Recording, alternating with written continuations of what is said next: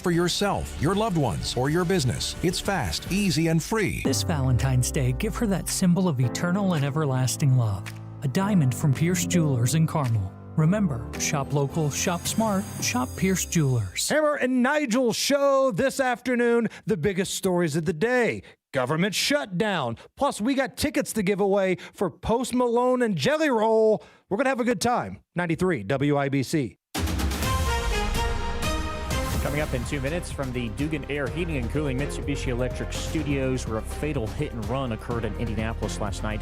Why some Indy residents are up in arms about what could be coming to their neighborhood, and the swearing in of the first ever female police chief in the history of the city of Indianapolis. You're listening to 93 WIBC, WIBC HD1 Indianapolis. It's time for Fox News, and it's 9 o'clock. Where is she? I'm Dave Anthony, Fox News. That's the big question in Arizona, where the worry grows for Nancy Guthrie, believed abducted Saturday night.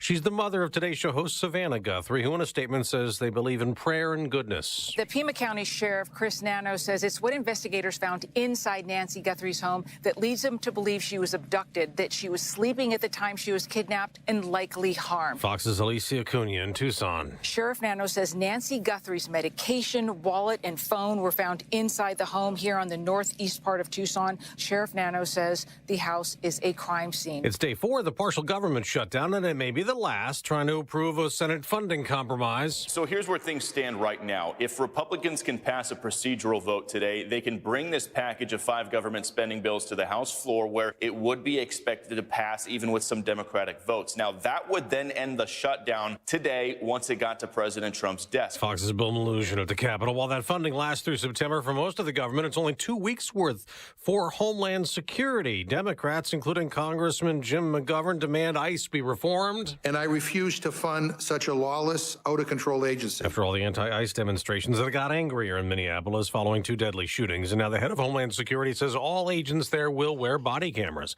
The House has delayed a vote to hold the Clintons in contempt of Congress for not cooperating in the Jeffrey Epstein sex trafficking investigation. Former President Bill Clinton and former Secretary of State Hillary Clinton have agreed to sit for a closed-door deposition with the House Oversight Committee. Chairman James Comer says details on the potential agreement are still being worked out, and until then, contempt proceedings against the former first couple are still on the table. Fox's Ryan Schmelz. Russia's gone on the attack again in Ukraine despite U.S. talks to stop the war. The overnight bombardment cut off electricity and heat for some. Ukraine's president says they're terrorizing people in the cold days of winter. America's listening to Fox News. 93 WIBC Mobile News. On the level, on the go. Hitting him and leaving him to die. It's cloudy and 25 this morning in downtown Indy. Today's high in the low 30s. I'm Jarrett Lewis. Here's what's trending at 9:02. Good morning. Police are investigating a fatal hit and run from last night on Indy's east side. A man was hit by a vehicle that did not stay at the scene. It happened on North Shadeland Avenue near 34th Street at around 9 p.m.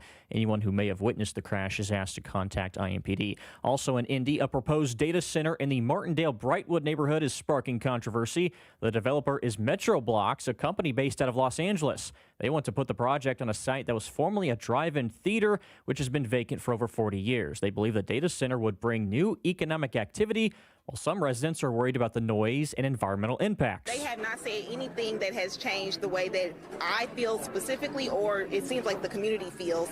Between Q&A and their presentation, they really haven't presented us with any new information. Sierra Johnson is part of the Protect Martindale-Brightwood Neighborhood Coalition. She joined about 70 others who were at last night's public meeting. The $500 million proposal will move forward to a hearing before the Metropolitan Development Commission. Tanya Terry officially sworn in as the first female police chief in the history of the Indianapolis Metropolitan Police Department on Monday. John Herrick reports. Do solemnly swear. Do solemnly swear. That's the sound of her being sworn in by Indianapolis Mayor Joe Hogsett. After that, Terry talked about a lot of the things she's learned from being with the department for nearly 30 years, like leadership. I've learned leadership is not about the position you hold. It is about the way you support your team, show up for your community, and take care of the people you serve. She says she'll be focused on several top priorities like public safety, trust, and transparency, among other things. John Herrick, 93, WIBC Mobile News. The average price of gas today in the state of Indiana up to $2.81 per gallon, according to AAA. The national average is $2.88. Another loss for the Indiana Pacers, falling to the Houston Rockets last night, 118-114 inside Gainbridge Fieldhouse. Head coach Rick Carlisle says they gave Houston too many second-chance opportunities. A lot of teams do okay on the first shots, and then they get you on the second shots. And that's really their identity in a large part. And it's why they're a very difficult team to play during the regular season and why they're going to be very difficult to play in the playoffs, too. Forward Pascal Siakam had 27 points to lead Indiana, who is back home tonight to take on the Utah Jazz. And some of the best players in the NFL will be on the field for tonight's Pro Bowl games. The AFC and NFC will square off against one another in a flag football showdown. Running back Jonathan Taylor and tight end Tyler Warren are representing the AFC and the Indianapolis Colts. Now with the ticket traffic this morning, here's Matt Bear. Yeah, Jared, checking the southeast side, southbound 465, exiting to Brookfield Road. That's a stall. Westbound 70 slows approaching the north split, and then slow out to northbound 65 to Meridian Street. Traffic sponsored by Straight Talk Wireless. Your favorite song shouldn't have to wait for Wi-Fi. Switch to Straight Talk and get real unlimited data on Verizon's 5G network. Straight Talk, available at straighttalk.com or Walmart. I'm Matt Bear with traffic on the 5s. Follow us at WIBC Traffic. At Advent, we help sleep apnea sufferers avoid the CPAP machine by getting your nose and throat working with our unique Advent approach that you won't find elsewhere.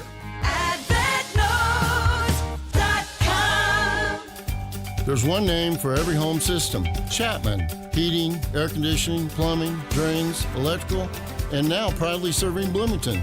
Remember the man for all seasons, and now more reasons. Chapman. ChapmanHeating.com. Serving Indiana means being ready for growing energy demands. At Duke Energy, we're adding more power to the grid and working on hundreds of local projects to make your energy more reliable. We've strengthened nearly 20,000 poles, updated more than 270 substations, and prevented hundreds of thousands of outage hours with self-healing grid technology, so your power can come back on faster than ever. That's the smarter energy future Indiana deserves. Paid for by Duke Energy shareholders. Here's the forecast from the American Standard Heating Weather Center. Scattered light snow showers this morning, otherwise cloudy. Today's high 30, mostly cloudy, sharply colder heading into the overnight hours, a low down to 11. I'm Wish TV Storm Track 8 meteorologist Marcus Bailey, 93 WIBC. I'm Jarrett Lewis on the level on the go and on WIBC.com. Kendall Casey starts now.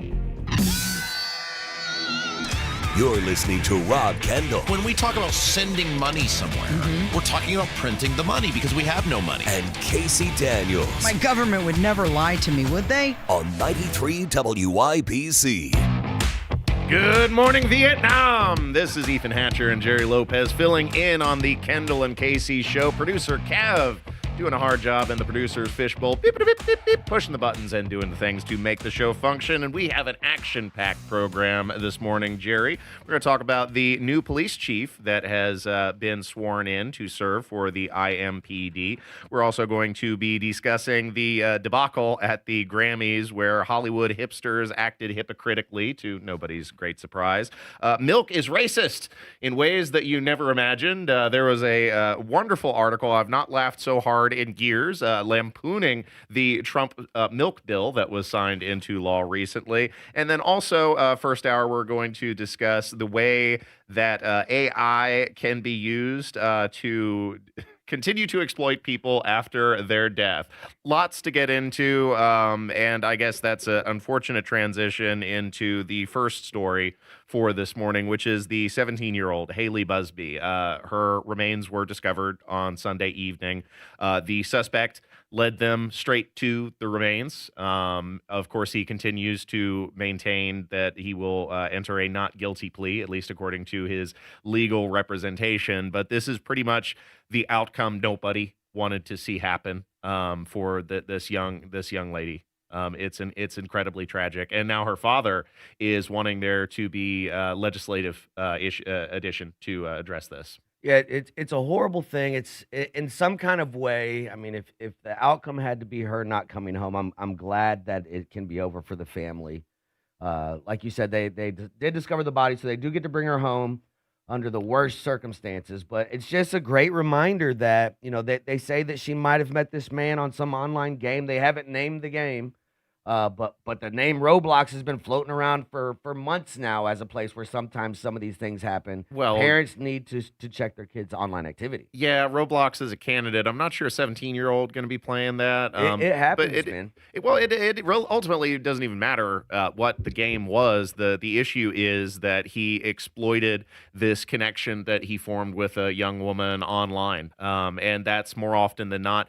That's the foot in the door for these creeps and these weirdos to get into your children's life, because stranger danger, they're more often than not, they're not going to get into a car with a stranger. They get into a car with somebody that they feel there's a connection to. And because she was a young woman, obviously, it's unwise to be getting into a vehicle with a 37-year-old, but you feel that you've made that connection. Oh, it's not a stranger, it's a friend. It's somebody that I've met through social media, and obviously somebody that she did not know well enough. The suspect's name being Tyler Thomas, who himself seems like an incredibly unstable individual. I believe he doesn't even have a house. He spent a time being homeless. Well, and I guess they say some of this might have taken place at a short-term rental. Yes. Things along that line. Bail has been set for him, or a bond's been set, $1.5 million cash surety bond. Next court date is scheduled for Tuesday, February 10th. His attorney said his client has absolutely zero intention of making this bond. We turned Mr. Thomas into authorities on Saturday per the request of local police. And police, specifically the Fishers Police Chief Ed Gebhardt, had explained how they were able to make the connection between the suspect and the victim, and it was through technological means. They were able to identify the vehicle, and then, of course, using his social media accounts, connect that activity with this young woman. Here was the press announcement. Using technology, our detectives identified Thomas as a suspect she had left with. We made contact with him in Ohio, and he admitted to picking Haley up at her home. He told us that he dropped her off on the side of the road in western Ohio. However, through continued investigations, his initial story was determined to be untrue. We continue to diligently work with the FBI, the Indiana State Police, and our Ohio partners, the Columbus Police Department, and the Hocking County Sheriff's Office. And after further investigation, Columbus Police Department's Homicide Unit assisted in serving search warrants where more evidence was collected at the home and the vehicle he had picked Haley up in. The investigation confirmed Haley to be at the Thomas home in Columbus and at a short-term rental in Hocking County.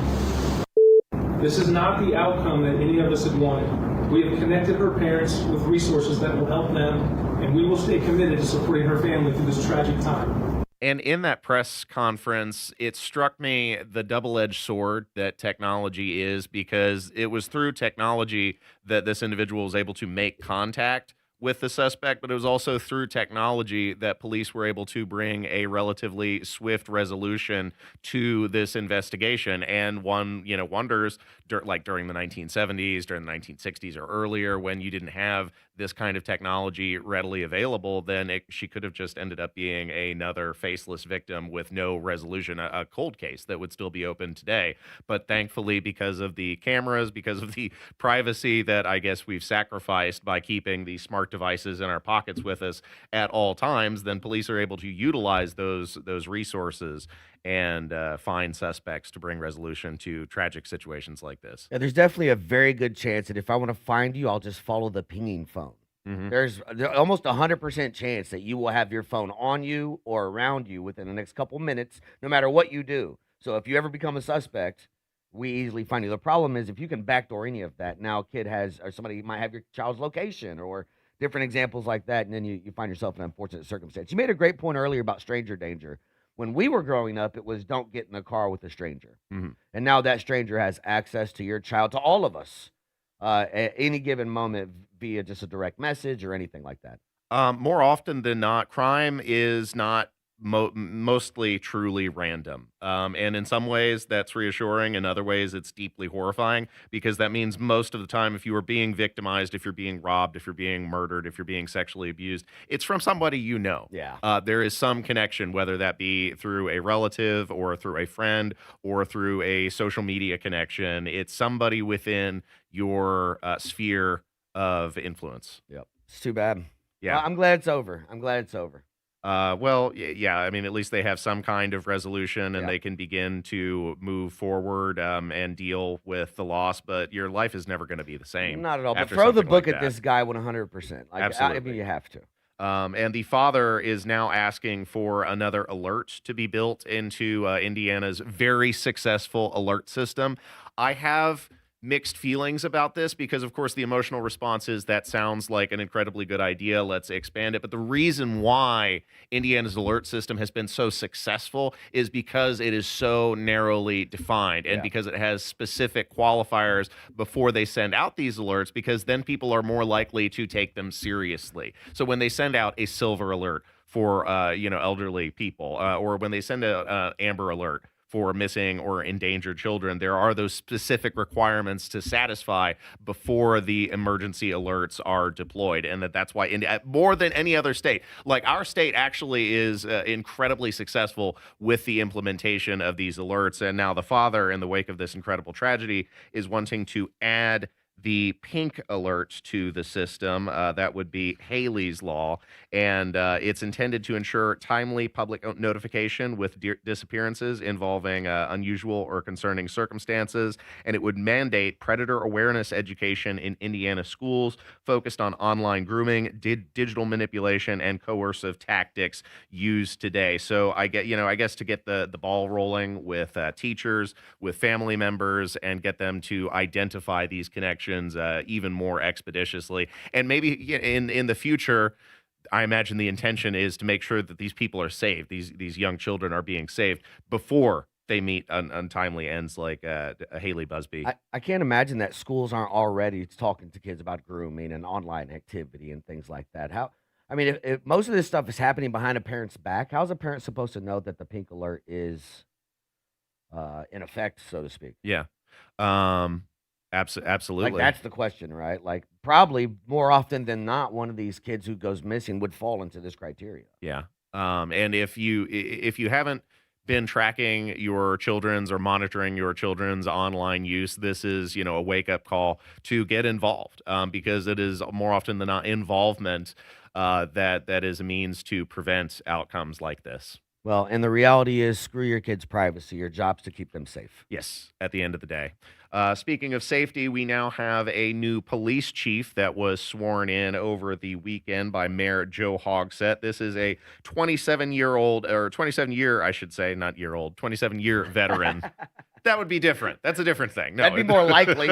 More likely in some cities. A 27-year veteran of the force, Tanya Terry, who is now the chief of police for IMPD. Of course, this after Chris Bailey stepping down and becoming the deputy mayor of the Hogsett administration. Tanya Terry has been sworn as the new chief of police for IMPD. She served in the department for 27 years. That includes 2 years as deputy chief of operations. She's the first woman to serve in this role. Public safety remains our top priority. Reducing violent crime remains our #1 mission, and we will pursue it relentlessly. Protecting life, both in our community and within our department, will guide every action. She is replacing former chief of police Chris Bailey, who announced he was stepping down last month to become Mayor Hogsett's new chief of staff. No, don't like that. Now, I will say that at least Indiana did it better than Zohran Mamdani in New York City, because they did nominate somebody who has experience being a police officer. Whether she ends up being a good chief of police or not remains to be seen. But unlike Mamdani, who nominated the fire chief to be somebody who had never actually served as a firefighter.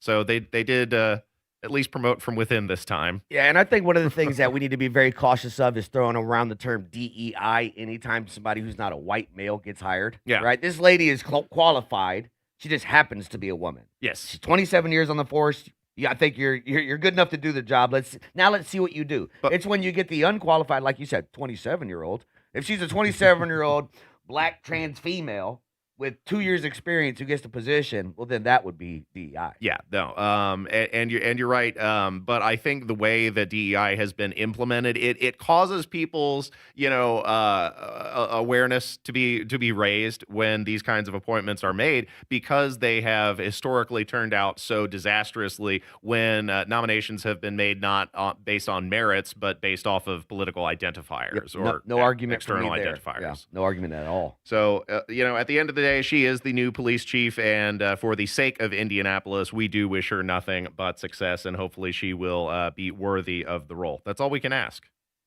Yeah, and listen, Chris Bailey, according to the numbers, has the city going in the right direction. Hopefully she can just continue it on the same path. We got a long way to go, but at least we're going the right way. Maybe she can whip Ryan Mears into shape. Let's hope. Let's hope. Stay tuned to 93 WIBC. This is Ethan and Jerry filling in on the Kendall and Casey Show.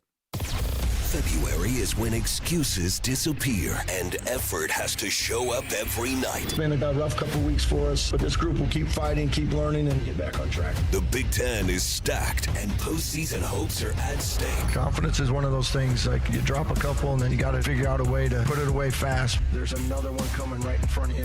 IU meets USC tonight at 10 on the home of the Hoosiers, 93 WIBC. Farnsworth Metal Recycling, a familiar face in Indy.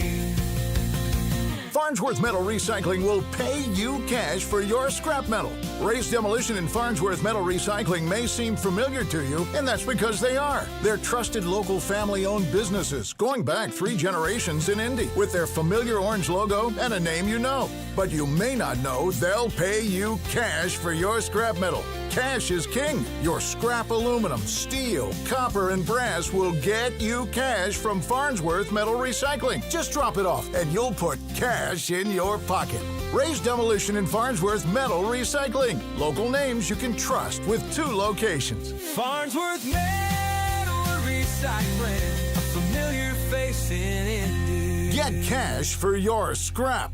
Get started at farnsworthmetals.com. What say we start that new year with a new car at Tom Roush Lincoln? Hurry in for the 8-9-10 deal. Get $8,000 off new Nautilus or $9,000 off new Corsair. Or how about $10,000 off Lincoln Aviator? The 8-9-10 deal right now at Tom Roush Lincoln. Come get a great deal on all 3 from Tom Roush, where our family served yours since 1972. Corsair stock number L25566, MSRP 55340. Nautilus stock number L26030, MSRP 62705. Aviator stock number L25384, MSRP 79450. See dealer for complete offer details. This is Denny Smith, and C&J's making it easier to upgrade your water quality right now. For a limited time, get their lowest price of the year with 20% off a reverse osmosis system, dechlorinator, or iron filter when purchased as a standalone item. And yes, it can be added to your existing softener. Cleaner drinking water, better water for cooking, and less wear on plumbing and appliances. City Water or Well Water, C&J, official partner of the Indiana Pacers and Fever, has great systems and great people. 317-733-SOFT or visit cnjwater.com.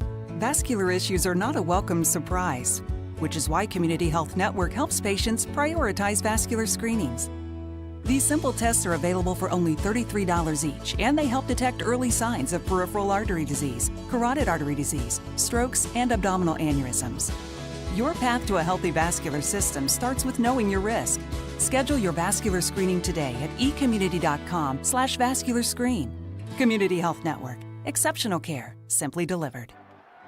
It's game day. Are your moderate to severe Crohn's disease or ulcerative colitis symptoms keeping you from the action?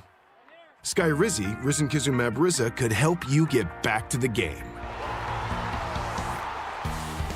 Skyrizi is proven to help people feel significant symptom relief, achieve remission, and visibly improve damage of the intestinal lining. Skyrizi is a prescription injection medicine for adults. Don't use if allergic to Skyrizi. Serious allergic reactions, increased infections, or lower ability to fight them may occur. Before treatment, get checked for infections and tuberculosis. Tell your doctor about any flu-like symptoms or vaccines. Liver problems leading to hospitalization may occur when treated for Crohn's or ulcerative colitis. Control is everything to me. Ask your doctor about Skyrizi, the #1 prescribed biologic in Crohn's and ulcerative colitis combined. Learn more at skyrizi.com or 1-866-SKYRIZI. Inside Indiana Business Radio, the news you need to get ahead. Indiana's business news leader, weekdays at 6:32 a.m. and 5:56 p.m. on WIBC. Are you still thinking about what to get her this Valentine's Day? Make that moment last forever and surprise her with a gift from Pierce Jewelers. Shop local, shop smart, shop Pierce Jewelers. This hour is powered by Pierce Jewelers, Carmel's Valentine's gift headquarters.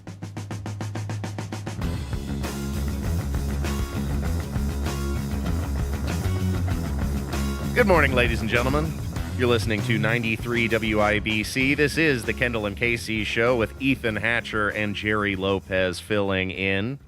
This Sunday, we had the Grammys, and these Hollywood celebrities did what they do best and acted like a bunch of sanctimonious prudes lecturing the rest of America on what is right, moral, and proper. In this case, hypocritically, when these people say we are living on stolen land but aren't surrendering their multi-million-dollar mansions, as was the case for the talented and attractive singer Billie Eilish, but not much of a political commentator, Jerry Lopez. Listen, I don't know why they think just because they can sing that we even care what their opinions are on half of these issues. Makes absolutely no sense to me.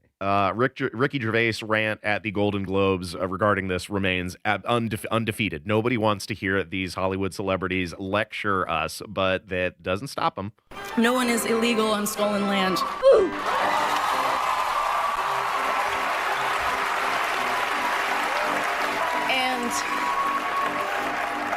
Yeah, it's just really hard to know what to say and what to do right now. And I feel really hopeful in this room, and I feel like we just need to keep fighting and speaking up and protesting, and our voices really do matter, and the people matter. And notice the vacant stare, the completely mindless look. That could only mean one thing. She's from California? Yeah, I mean, do you ever notice how their ideas are fundamentally compromised from their inception? How can land be stolen if borders aren't real? It's a great point. That's a great point. You know, and for that matter, of course, Billie Eilish sitting on a lavish $14 million mansion that historically sat on Native American tribal soil, and I don't think she's offering that back, is she? So she's on stolen land that she's referring to. She's literally... But she's keeping it. Yeah, she's keeping it. This was something that Scott Jennings, CNN senior contributor, mentioned on his podcast, and I'd looked up because I wasn't sure when the Scott Jennings show had started. It launched July of last year. So if you aren't getting enough Scott Jennings on CNN, now you can get his unfiltered commentary in a standalone format. What does she mean by stolen land? Radical communists like Billie Eilish, who profits handsomely, I might add, from American capitalism, believe that America was stolen from the Native Americans, meaning that we have no right to enforce laws today, chiefly immigration laws. By the way, Billie Eilish lives in a $14 million mansion in Los Angeles on property that was once inhabited by the Tongva tribe. So far as we can tell, she hasn't taken any steps to return her mansion and surrounding property to its rightful owners, but we'll keep you posted. People like Billie Eilish are, of course, stupid. Oh, that is true. I didn't see that coming. An astute observation has led to laughter. We are laughing. I mean, because these people don't notice their own hypocrisy. It gets old. It gets so old, Jerry. But but this happens all around the place. Look at the politicians like Nancy Pelosi who want to take away your right to bear arms, but they're surrounded by armed security. Yeah. Look at people like Barack Obama who want to lecture you about climate change, or Taylor Swift wants to lecture you about climate change while flying around private everywhere they go and buying on the tip coast of Martha's Vineyard. Yeah, beachfront property that they say will be waterlogged in a matter of years. We can't protect our country, but I have walls around my estate. And, of course, social media influencer Drew Pavlou from Australia says that he was happy to hear Billie Eilish announce that nobody is illegal and you can't be living on stolen land. So he will be overtaking the mansion on her beachfront property. Big news, everybody. I've decided today to move into Billie Eilish's $6 million Malibu beachside mansion. She announced today at the Grammys that no human being is illegal on stolen land. No one is illegal on stolen land. So I'm going to be making the trip to America. I'm packing my bags right away, and I'm looking forward to just taking possession of her $6 million Malibu mansion. No human being is illegal, so I want to thank everybody who's believed in me on this journey. I really can't wait to move in. It's now my house. I want to thank Billie Eilish as well for her generosity. Thank you so much. Do it. I mean, make these people put their money where their mouth is, literally. Yeah. I mean, she will call the cops on you because that is her house and you don't belong there. Yeah, absolutely. Yeah.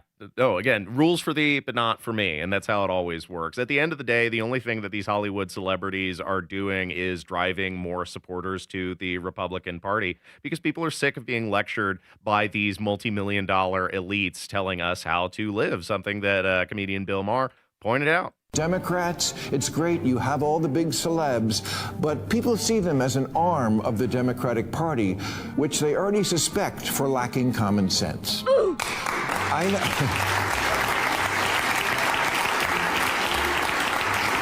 I know the celebrities mean well, and we thank them for having their heart in the right place, but just do you. Do what you do so well. Use your extraordinary talents for the noble cause of bringing relief from the problems that ribbons and pins can't fix. I know it's very important to you that you feel that you're making a difference, so let me assure you, you are. You're making independents vote Republican.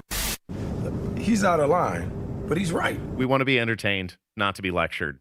Especially by these people. 100%. Now, the Republicans got to do a better right of keeping some of those independents that come over, but that's a completely different discussion. Stay tuned to 93 WIBC. Coming up next, we have Jarrett Lewis with the news. 93 WIBC Mobile News. On the level, on the go. A former president and Secretary of State.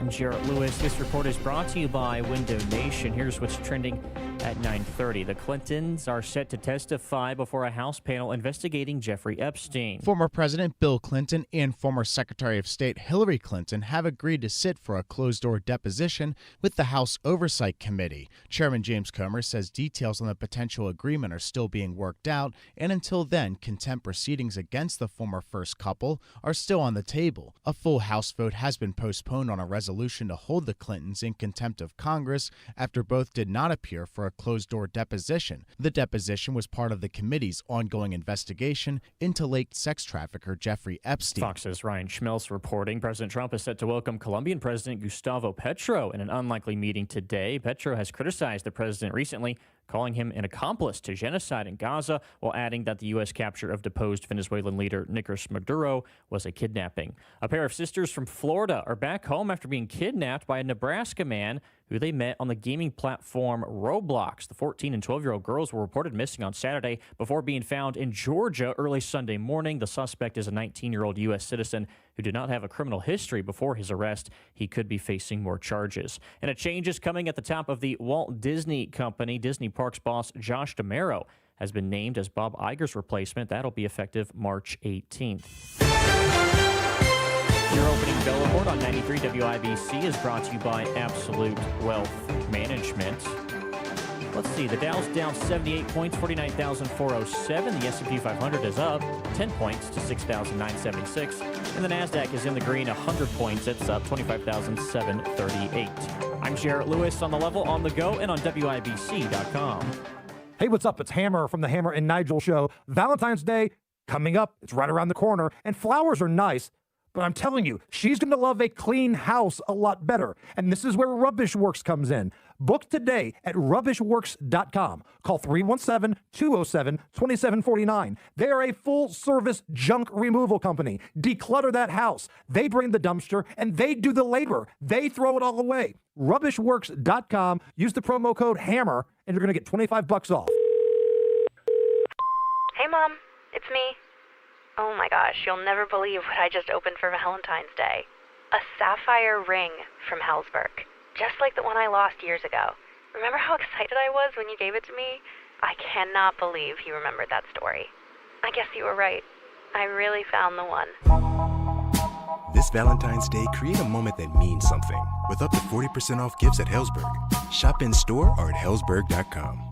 Hey guys, it's Rob for We Grow Hair Indy. You know, when it comes to restoring your hair and your confidence, picking the right team makes all the difference. At We Grow Hair Indy, some of the biggest names in sports, radio, and entertainment Trust them with their hair restoration. 5 years ago, I made the choice to head over to We Grow Hair Indy, and every time I look in the mirror, so glad I did. Call today to schedule your free consultation, 317-522-2995. 317-522-2995. WeGrowHairIndy.com. Tell them Rob sent you. You still thinking job change in the new year? Yeah, I need something that's in high demand and more stable in this economy. IT? Yeah, cybersecurity, maybe even AI. That's what I did. Really? How? Went to My Computer Career. You don't need any prior experience, and you could start your new career in a matter of months. A lot of IT pros go to school there, too, to level up. Sweet. Are classes online or on campus? Both. Wow, I'll check it out. Thanks. Make this your year. Take the free career evaluation now at mycomputercareer.edu.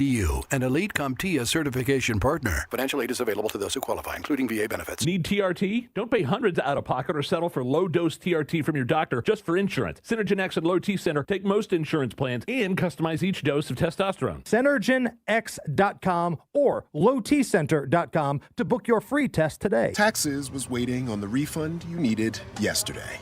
All right, your car repair is going to run about $3,000. Now Taxes is getting back on the road with TurboTax and Credit Karma, where you can get your refund up to 5 days faster and get personalized guidance to take every dollar further. Now this is Taxes. Intuit Credit Karma with TurboTax. Deposit a federal refund into Credit Karma Money account and early submission of refund data by IRS required. Terms apply. Banking services provided by MVB Bank, Inc. Member FDIC. Credit Karma is not a bank.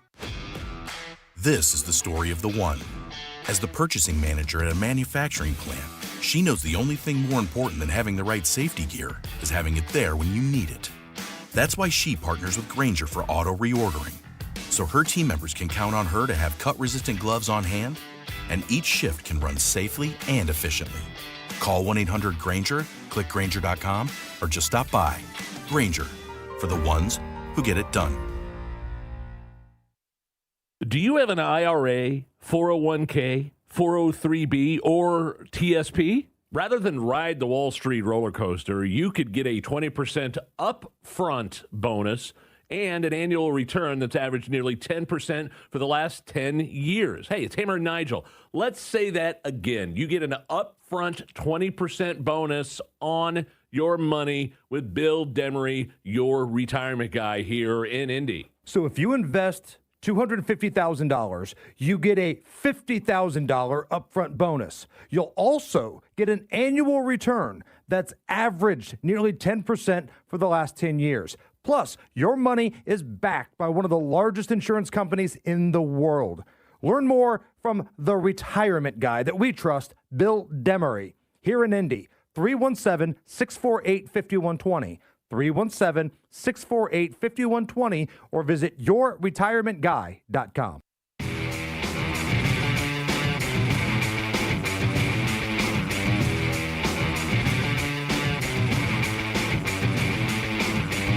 Welcome back to the Kendall and Casey Show. I'm Ethan Hatcher filling in, joined by the great Jerry Lopez. And Jerry, I haven't laughed this hard at a piece of political commentary in a long time. Not since I read the article decrying the evils of cultural appropriation after he saw a bowl of hummus at the grocery store. Yeah, said, nobody can make hummus like my grandmother. Stop these white people from appropriating hummus. It's great evil. So you sent me the rough outline yesterday, and I giggled when I saw this. And when I came in and saw the full one, we just looked at each other and I just cracked up. The title of the article, What Does the Trump Administration's Milk Bill Mean for Black Children? One of the sweeping assertions made in this article. The future of the country is not lactose tolerant by default.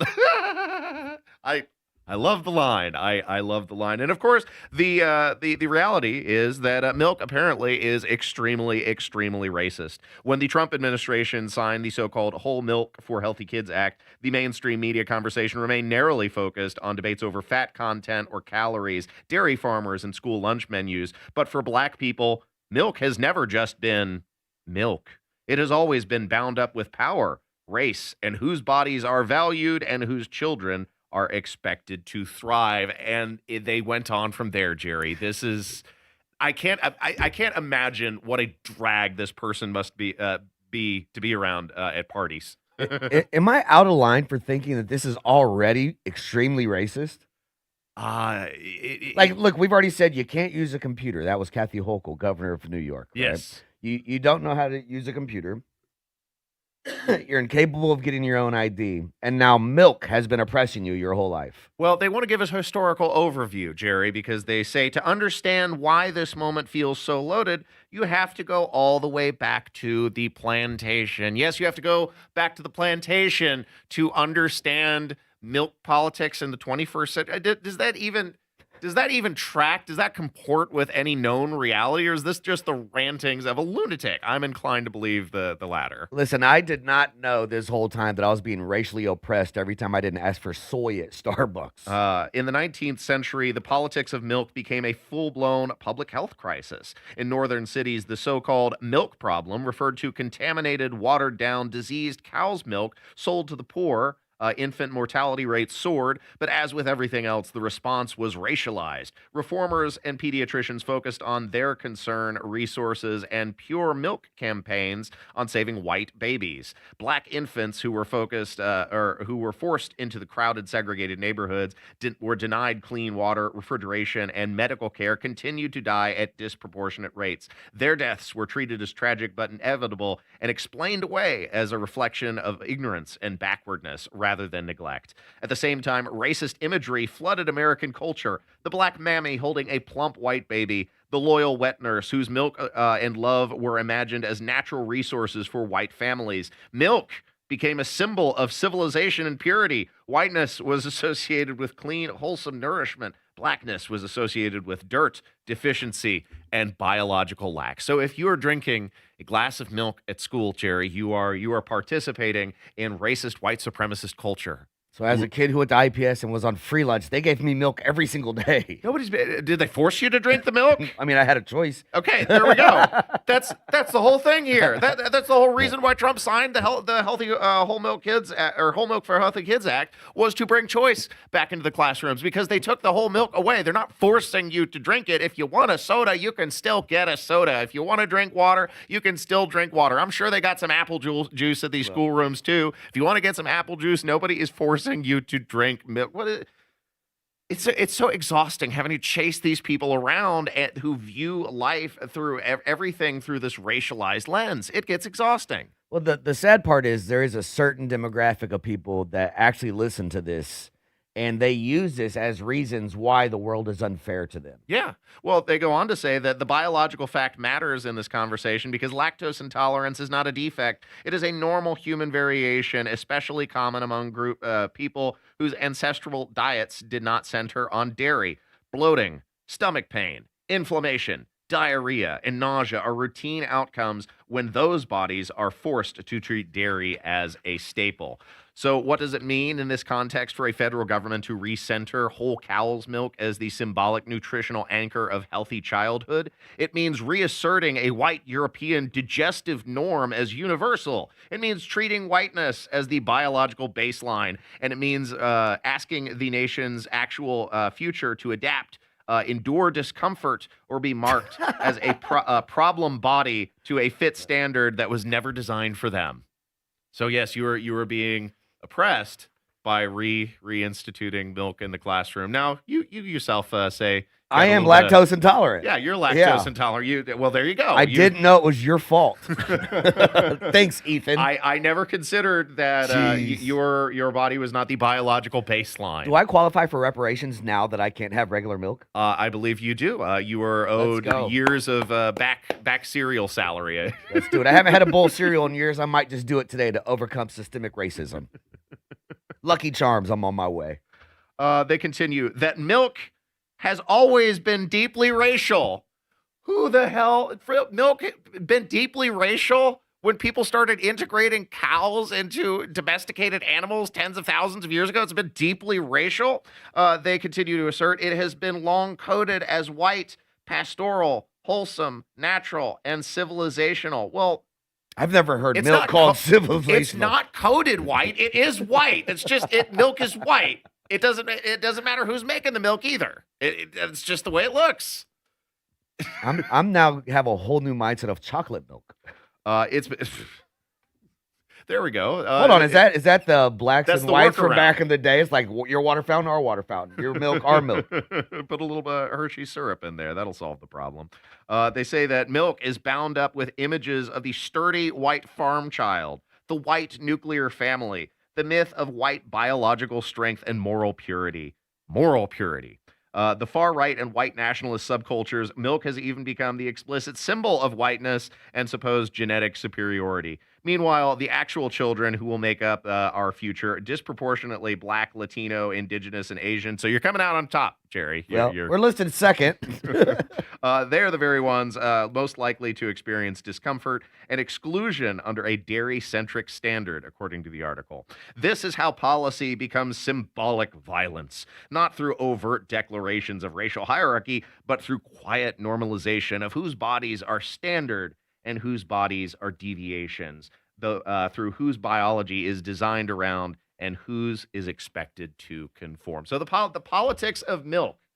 Kevin, did you realize you were racist every time you had a bowl of cereal, just slurping on that milk like a good white supremacist? I didn't know that. Now I'm wondering if I need to stop drinking milk altogether. Yes, you should apologize immediately for participating in inherently racist imagery. Apparently, I never knew. That's it. And to overcome racism in Black History Month, I'm going to give myself diarrhea the rest of the day after I have a glass of milk on the way home. You learn something new every day, especially here on the Kendall and Casey show. And like I said, this article hasn't made me laugh so hard they in were a long serious. time. That was serious. That's a real article. This is not satire. No, it's not a joke.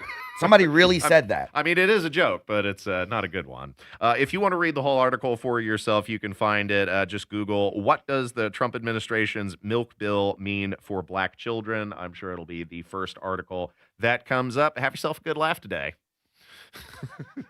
And with that, stay tuned to 93 WIBC. Coming up next, this is a story I've wanted to get to for a few months now, Jerry. Just haven't had the time. Lots of things going on in the news, but it's been troubling. This is the way that Stan Lee has continued to be exploited even after death, and possibly a horrifying glimpse into the future of how AI is going to be utilized. So we'll tell you more about that coming up next. Stay tuned to 93 WIBC. This is the Kendall and Casey Show. Hammer and Nigel Show this afternoon. The biggest stories of the day.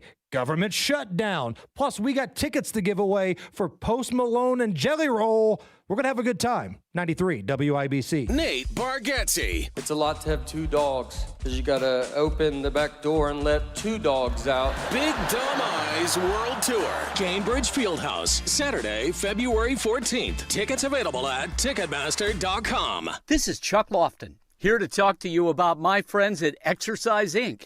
Exercise Inc. is the 20-minute, once-a-week workout program that will change your life. My wife Mary and I have been clients for 6 years. The program has worked well with my busy schedule. I was getting cardio, but I started the program because I understood the importance of strength training to overall health.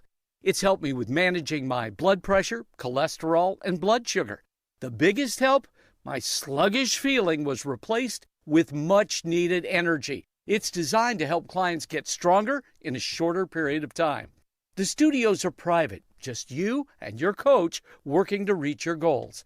Exercise Inc. has 5 locations: Avon, Brownsburg, Greenwood, Zionsville, and now Fishers. So take it from me, Chuck Lofton. Improve the forecast for your health. Go to exerciseinc.com today to request a free consultation. Greetings from R&R Agency, your Indiana health insurance pros, and a sincere thank you to our loyal customers for helping us to another record year. We recently saved a 62-year-old retiring couple over $800 monthly when compared to their COBRA offerings. We recently saved a family of 4 over $400 monthly when compared to their $7,500 deductible program on the ACA, and you know that's still Obamacare. We recently saved a small 4-man manufacturing company over $1,000 monthly and gave them better coverage. We feature coverages guaranteed to age 65, low out-of-pocket expenses, the largest networks in the country, and you can sign up anytime. If you are retiring early, self-employed, or need coverage for your small group, call us at 317-563-0868 or go to rragency.org. If you don't call us, we can't help you. What do you got to lose? Call us 317-563-0868 or go to rragency.org. As always, God bless America, common sense government, and peace through strength. Jeff Saturday for Indiana Unclaimed. Listen up. I'm going to let you in on a little secret. Indiana Unclaimed might have found some of your money And if you're like me, you had no idea. But I went and checked for my name on IndianaUnclaimed.gov. Look, I found a Hall of Fame quarterback on that list and the foundation of a former punter. The state of Indiana is reuniting folks with $1 million per week. Your name may be on that list too.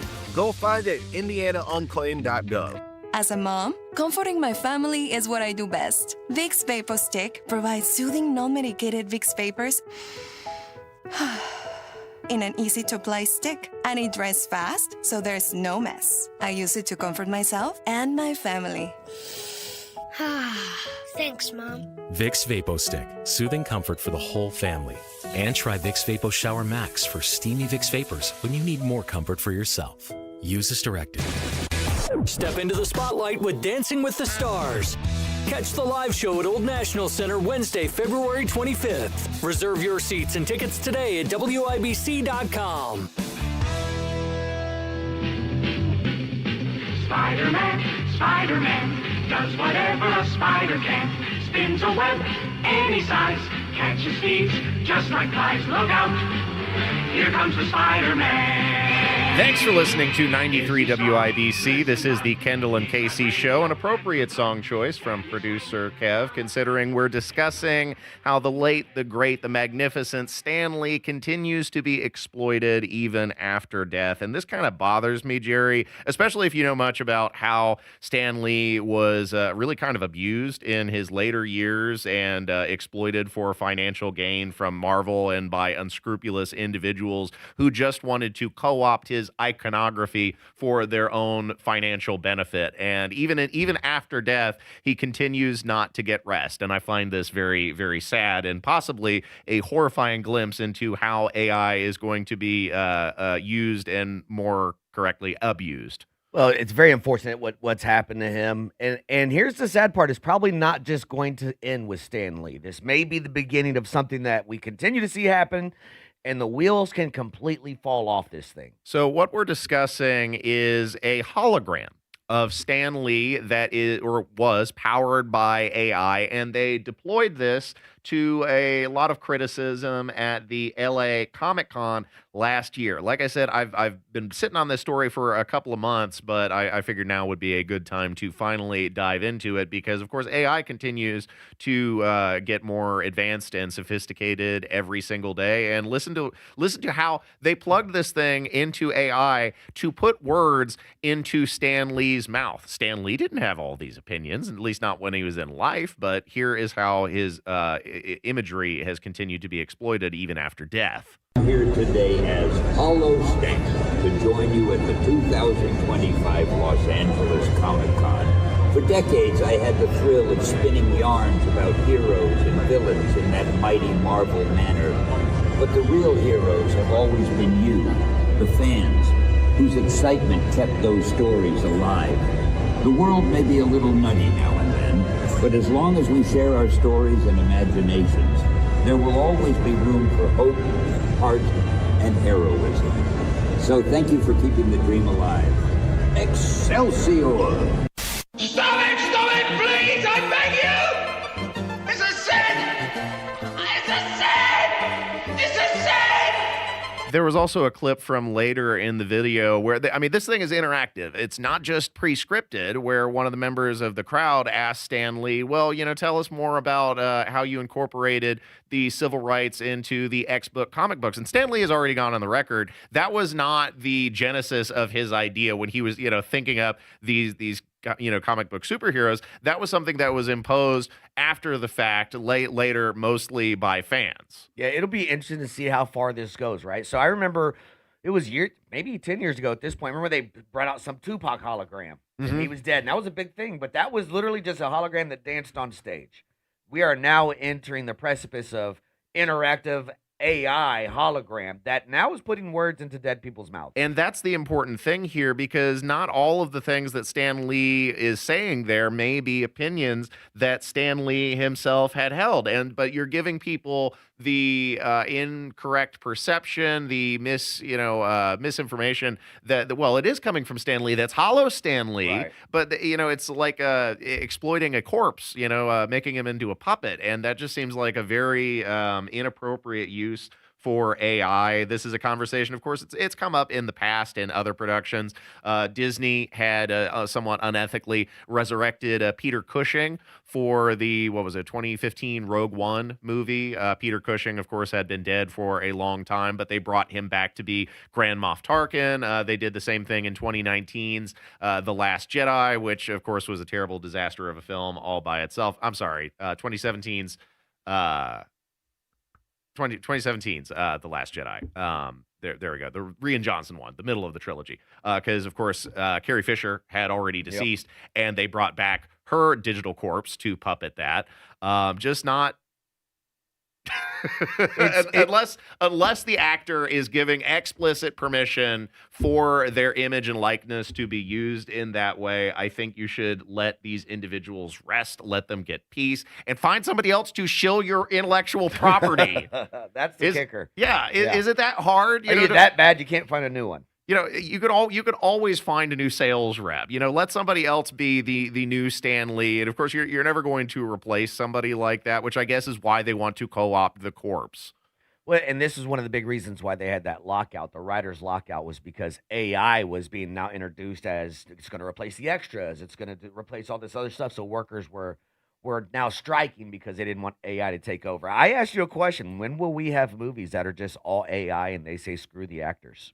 Well, we've already kind of got that. Not in any mainstream capacity, but of course people are using this technology and they're posting short videos online. And I got to be honest, some of them are pretty entertaining. But as far as a mainstream film breaking through, I don't see that in the immediate horizon. Hollywood's not going to let that happen because they understand that, there goes their gravy train if they were ever to lose that. But also, when you take away the human element, when you take away the human touch, I think you lose an essence of the craft. I think that's very fair. And I think people still are now, our ears are a little perked up to AI, and I think we appreciate the human-to-human experience. Yes, because it can't be replicated. They can copy a human, but they can never replace a human. Thanks for listening to 93 WIBC. Ethan Hatcher and Jerry Lopez filling in. Stay tuned because hour 2, we've got a heck of a show coming up for you. Starting the hour with scary, shadowy fundraising forces behind the scenes. It's not just George Soros anymore. We'll tell you more about that coming up next. Overhead, hey there goes the Spider-Man. In the chill of night at the sea. Window Nation, Windows, WindowNation.com. Window Nation was recently ranked highest on Forbes' list of best window installation companies, so you can trust Window Nation for high-quality, affordable windows. That's what I did. They were in and out of my house within a day, replaced the whole front of my house with brand-new windows, saving a ton on energy bills, keeping the cold air out and the warm air in with Window Nation and WindowNation.com. Schedule your fast and free estimate right now with Window Nation. Go to their website, WindowNation.com. Shop around, find what you like, but take advantage of this deal. Buy 4, get 4 windows for free, and get an extra 10% off. And again, a fast and free estimate is available at WindowNation.com. But to get the deal, you have to tell them Hammer and Nigel sent you. When the new year hits, every business could use a little something to stay ahead. A lift, a jump start, an edge, or perhaps a boost. Like the all-new 5-year business boost from Comcast Business. It's the certainty of a price lock for 5 years on qualifying internet bundles. Plus, you'll have the most reliable Wi-Fi with our best equipment, so your whole team can stay connected at a great rate. And to sweeten the deal, ask about a $500 prepaid card when you add 2 lines of mobile. It's the boost your business deserves. So sign up for the 5-year business boost and get a 5-year price lock on ultra-reliable Wi-Fi. Plus, ask about a $500 prepaid card. Comcast Business, powering possibilities. Ends 3/22/26. New customers only. 1-year contract required for guaranteed rate. 5-year pricing applies to monthly service charge excluding taxes and fees. Best Wi-Fi based on Open Signal Awards USA Fixed Broadband Experience Report, May 2025. The 2026 NCAA Men's Final Four is coming to Indy. The fun starts Friday, April 3rd with the NCAA Men's Final Four Fan Fest presented by Capital One. Experience interactive games for all ages, celebrity and athlete appearances, giveaways, and much more. Come ready to play April 3rd through the 6th at the Indiana Convention Center. Fan Fest is free for kids 12 and under, Capital One card holders, college students, military personnel, and 2026 Final Four ticket holders. Visit ncaa.com/men's Final Four. Woohoo! Hear that? That's what having fewer hot flashes and night sweats can sound like. Veoza is the #1 prescribed hormone-free treatment FDA approved for moderate to severe vasomotor symptoms, also known as hot flashes and night sweats, due to menopause. Veoza can cause serious side effects, including liver problems. Your doctor will do blood tests before and during treatment. Stop Veoza and call your doctor if you have symptoms of liver problems, such as feeling more tired than usual, decreased appetite, nausea, vomiting, itching, yellowing of the eyes or skin, pale stool, dark urine, or stomach pain. Don't use Veoza if you have cirrhosis, severe kidney problems, kidney failure, or take CYP1A2 inhibitors. Ask your doctor about Veoza. To learn more, call 1-866-239-1637 or go to Veoza.com. That's VEOZAH.com. Paid for by Astellas Pharma.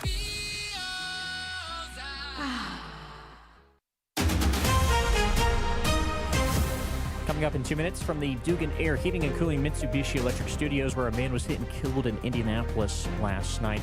A large data center proposal in Indy. What some residents are saying about that possibly coming to their neighborhood. Plus, a few bills of note making their way out of the Indiana House this week. Those stories and more after Fox News. You're listening to 93 WIBC. WIBC HD1 Indianapolis. It's 10 o'clock. House Republicans are confident.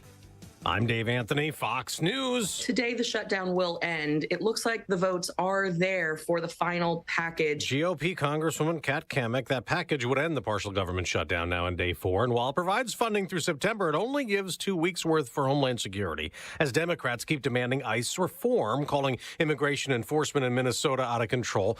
The much-protested raids also led to 2 deadly shootings, and now Homeland Security will provide body cameras for all agents in Minneapolis. President Trump approves. They generally tend to be good for law enforcement because people can't lie about what's happening. So it's generally speaking, I think 80% good for law enforcement. Next hour, the president will focus again on stopping drug trafficking, meeting with Colombia's leader, Gustavo Petro, at the White House, where Fox's Rich Edson reports it is a major reversal in this relationship, given that the 2 leaders have spent the last year throwing insults at one another. The Trump administration had even sanctioned Petro. But now things started to change when President Trump spoke with Petro on the phone about a month ago. Somehow after the Venezuelan raid, he became very nice. He changed his attitude very much. That raid 1 month ago put Venezuelan leader Nicolas Maduro in jail in New York on terror and drug charges. The House has delayed a vote to hold former President Bill Clinton and Hillary Clinton in contempt of Congress as they now agree to sit down for questions in the Jeffrey Epstein sex trafficking investigation. And speaking of that, after Congress mandated more files be released, the Justice Department pulling thousands of documents and media related to disgraced financier Jeffrey Epstein because they may inadvertently contain victim identifying information, including nude photos showing faces of potential victims, as well as names and email addresses. Fox's Lillian Wu. The search continues in Arizona for the mother of Today Show host Savannah Guthrie, Nancy, who's 84, and believed kidnapped from her home Saturday night and perhaps harmed. America's listening to Fox News. 93 WIBC Mobile News. On the level, on the go. Investigating a fatal hit and run. You've got cloudy skies. It's 29 in the Circle City, getting close to that high of 32 today. I'm Jarrett Lewis. It's 10:02. A man is killed in a hit and run crash on the east side of Indianapolis Monday night. According to IMPD, officers were called to the 3500 block of North Shadeland Avenue sometime around 9 p.m. They found a man who had been struck by a vehicle, but the driver had taken off. The man was pronounced dead at the scene. A proposed $500 million data center from an LA-based company is getting this type of reaction from those living in the Martindale-Brightwood area of Indianapolis. No data center here. No data center here. That was was at a public meeting Monday night at the Frederick Douglass Park Family Center. More than 70 people attended that meeting, saying they don't want to see Metro Blocks develop a vacant area in their neighborhood over noise and environmental concerns. Metro Blocks believes the data center would bring new economic activity to the area. A proposal to allow a casino in southern Indiana to relocate is clearing the House this week. House members voted 67-30 on Monday in favor of House Bill 1038, which would give 4 counties a chance at becoming the new home for the Rising Star Casino located in Rising Sun, Indiana. There are 4 counties that are eligible to bid or have a new casino put in their place, and that is Allen, DeKalb,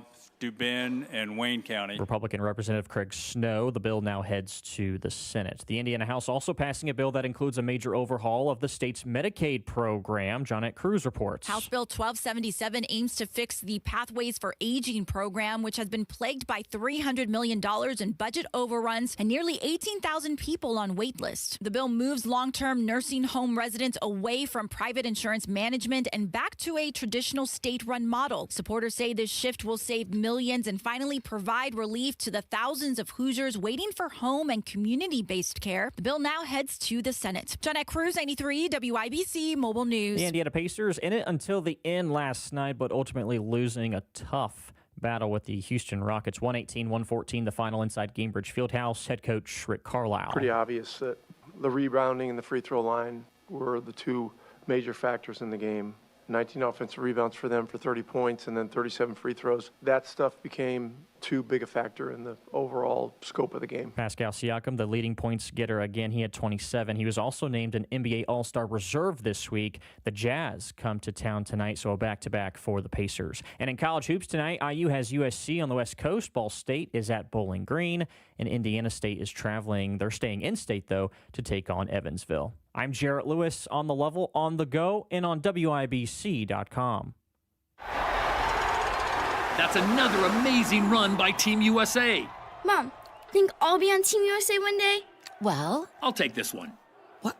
Are you speaking to us? Yes, and to answer your question, anything's possible, especially with Xfinity. So, I can be the best snowboarder ever? Well, I can't guarantee that, but Xfinity can guarantee that your internet price won't change for 5 years. Okay. What if I practice every day? Then maybe you'll be snowboarding for Team USA at the next Olympic Winter Games. And Mom, you'll still be paying the same price for Wi-Fi. Ooh, really stuck the landing there. It's the Xfinity Gold Medal Celebration. Now through February 22nd, get our best price on gig Wi-Fi for 5 years guaranteed, just $50 a month. Plus, get Peacock Premium included for 2 years. That's a $10.99 value per month. Xfinity. Imagine that. Proud partner of Team USA. Restrictions apply. Requires paperless billing and auto pay with stored bank account. Taxes and fees extra. Actual speeds vary. You're listening to Rob Kendall. When we talk about sending money somewhere, we're talking about printing the money because we have no money. And Casey Daniels. My government would never lie to me, would they? On 93 WIBC.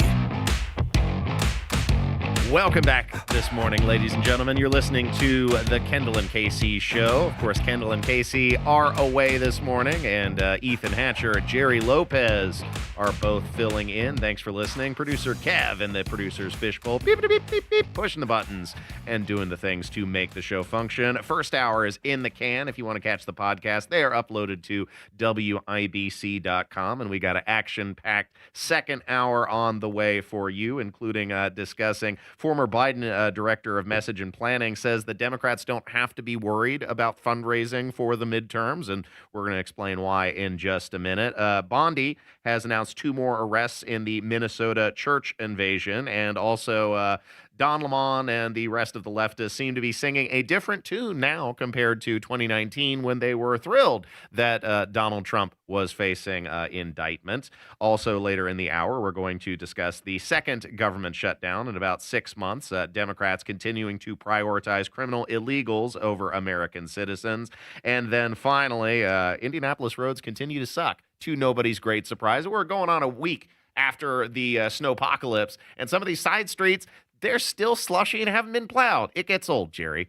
But first, let's dive into something that many of us have long suspected. It's these shadowy fundraising forces behind the scenes. It's not just George Soros anymore. You know, I feel like he is the great villain, of course, but it's more than just him. Yeah, it's much like George Soros is the emperor in Star Wars, and there's other bad guys still that are out here funding all these. One of them has direct ties to the Communist Party. Fox News has been doing a little bit of an expose on this, as well as Bill O'Reilly. Laura Ingram reporting on this character by the name of Neville Roy Singham.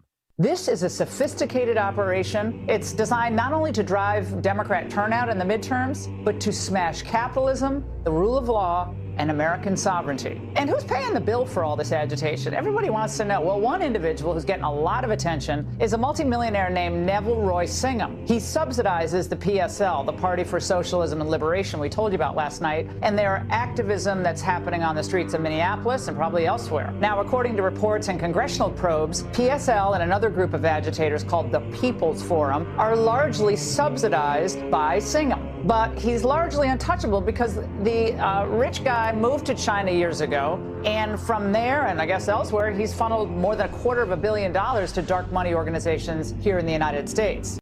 I'm in danger. So this is the revelation, the smoking gun that so many people were looking for, that these protests, these agitators, they're not organic. They are being manipulated. They are being driven from individuals just like this.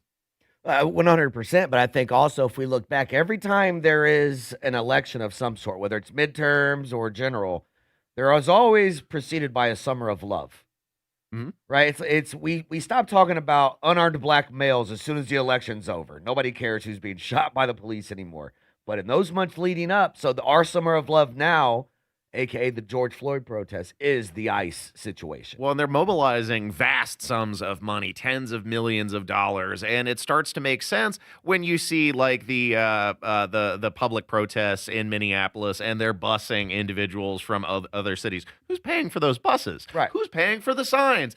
Sometimes it takes them hours to, I guess, go to a Kinko's and then come back with a bunch of printed signs. Who's paying for these sorts of things? Who's paying for the protests? And it's, shadowy forces like this guy that's actively, under the influence of the Chinese Communist Party, a tech billionaire who sold his firm, a consulting firm, I believe it was in 2017, for north of $1 billion, and continues to be a puppet of the state, a foreign agitator. Well, and you 100% believe that the Chinese party is assisting him in his efforts to destabilize the country. Of course, because the Chinese Communist Party recognizes the value of public propaganda to manipulate public sentiment. And when you have actively complicit characters like Neville Roy Singham, then it presents a golden opportunity to attempt to influence America from within. And look, United States has definitely done this in other countries. Yeah. And so they are merely using the same tactics against us as a destabilizing force in the government. But how much reporting have you actually heard on this? Outside of conservative sources, does the left lamestream media care? No. And I have not heard about this guy at all before today. Yeah. Well, Bill, you always hear George Soros. That's the only name you ever hear. I've never heard this guy's name. Bill O'Reilly talking about the same thing and then pointing out the hypocrisy of the media, who is otherwise unwilling to discuss stories like this. Here's the most important part of this whole thing, unreported, okay? There is a man in Shanghai, China, an American citizen. His name is Neville Roy Singham. He works with the Beijing government. He is funneling millions of dollars into the United States of America through 501s like Party for Socialism and Liberation, Democratic Socialists of America, Minnesota Immigration Rights Action Committee. There he is, okay? Connecticut-born, 71 years old, billionaire tech guy. He is funneling money here to these radical organizations who are then agitating professional people, communists mostly, because Singham's a communist, to go in and foster rebellion. You heard that story reported? That is absolutely true. The man has been investigated by the FBI in the past, this Singham character. This isn't some organic thing. This is a foreign power, Beijing, using this American citizen who lives openly in Shanghai in luxury, knowing that this man is funneling tens of millions, probably more, into this country to try to destroy the government. What the deuce is that? Where are you, New York Times? Holy Jesus. What is that? What What the f*** is that? I mean, this is some scary stuff, and I think it's also evidence that, contrary to, I think, the conservative sentiment at the time, the Citizens United decision has had disastrous consequences on the American political landscape, because now you have these PACs which are used and abused, the Political Action Committee, of course, PAC being the shorthand, as these unlimited fundraising sources where you create a veil, a layer of opaque cover for these shadowy individuals. Instead of individuals donating and at least tying your name to a campaign, now they have these fundraising sources and corporations that are donating to PACs and people from overseas that are donating to PACs. And then these entities use the fundraising to influence the ground level political situation in the country. And this is a problem. Yeah, and the PACs aren't limited in the amounts that they can give. Absolutely. So PACs really are who's buying the votes. And that's why you have, even though the Democrats are entering and there's PACs on both sides. So just so we're clear. That's why there's not PAC reform, because there is financial incentive for the Republicans to be participating in this dirty system. We play the game too. That's why we won't get term limits, is because it's going to negatively. That's why we haven't had a ballot reform here in Indiana when it comes to straight ticket voting. We're one of 6 states that continues to implement that, but it benefits both parties, so they are willing to participate in a rigged system. And the same goes with political action committees as well. But that's why the Democrats are relatively unconcerned about their fundraising potential coming up here in the midterms, even though they're entering with a deficit, because Kamala Harris blew through, what was it, $1 billion? Yeah, she left owing. Yeah, she left owing money. But when you pay Oprah and you want to set up, was it Alex that call her daddy that went out to D.C.? Yeah. Because Kamala refused to go to California. So they set up a whole set. It was like over $5 million just to get blown out. But they have the support of these tech billionaires or, people like George Soros, people like Neville Roy Singham. And so even when they're entering into a deficit, you can see here how unconcerned they are about their fundraising potential. And this was the former Biden director of message and planning who says the Democrats don't have to worry about a thing. In 2025 year-end, you had the DNC taking in $145 million to the RNC's $172. The cash-on-hand advantage is steep. DNC has about $14 million on hand. The RNC has $95 million. As Mark Meredith mentioned, Democrats ended 2024 $17 million in debt because of, well, why was it, Megan? Was it because of the Kamala-Joe Biden swap, and are Dems still having a hard time fundraising because of that? So I do think that they are paying down some of the debt, but I don't think that the DNC cash on hand is what matters here. I think that these are local races, and these are the DCCC and the DS and these campaigns, and they are outraising Republicans, and they are going to be fine. I also don't think we are seeing the need for as much money here. Democrats would won 26 seats, and the special election since Donald Trump was elected. There's a reason for that. People are tired of the chaos and tired of his failed economic policies. We're finished. We're done. Game over, man. Game over. Oh, damn it. That is why it is incredibly imperative for the Republican Party to be consistent on their messaging, to drill down and focus on the issues, to cut through the astroturfing, to cut through the artificial noise. We cannot be distracted by these outside agitators at the end of the day. But I think that's what they're banking on, right? The left is banking on the noise of the ICE situation is going to carry them through everything. You'll forget about price of groceries. You'll forget about price of gas. You'll forget about the immigration situation. You'll forget about all the nice things that have happened. We want you to see how mad everybody else is, so vote for the other guy. I like the phrase that you used there. They're banking on it. Yeah. Literally banking on it with billionaires who are throwing their money into the stew. Thanks for listening to 93 WIBC. Ethan Hatcher and Jerry Lopez filling in. Coming up next, we're going to talk a little bit more about the Minnesota situation after Pam Bondi has announced 2 more arrests in the Minnesota church invasion. Details coming up next on 93 WIBC. It's day 4 of the partial government shutdown. 93 WIBC. Trump decided to get involved. Shutdown should be over some point later today. What happens next? This is a funding package right now, and I don't think we need to be playing games with government funding. Happens here. Every federal law enforcement officer in the field are being given body cameras. A number of customers say their bills suddenly doubled or even tripled. Hear the news. Snow is expected from 7 a.m. to 7 p.m. On air, online, and on Alexa. Are you tired of hearing strange noises coming from your furnace in that one scary room in your basement? Are you losing sleep at night knowing you may wake up with frostbite? Worry no more with a $49 furnace evaluation from Hope Plumbing, Heating, and Cooling.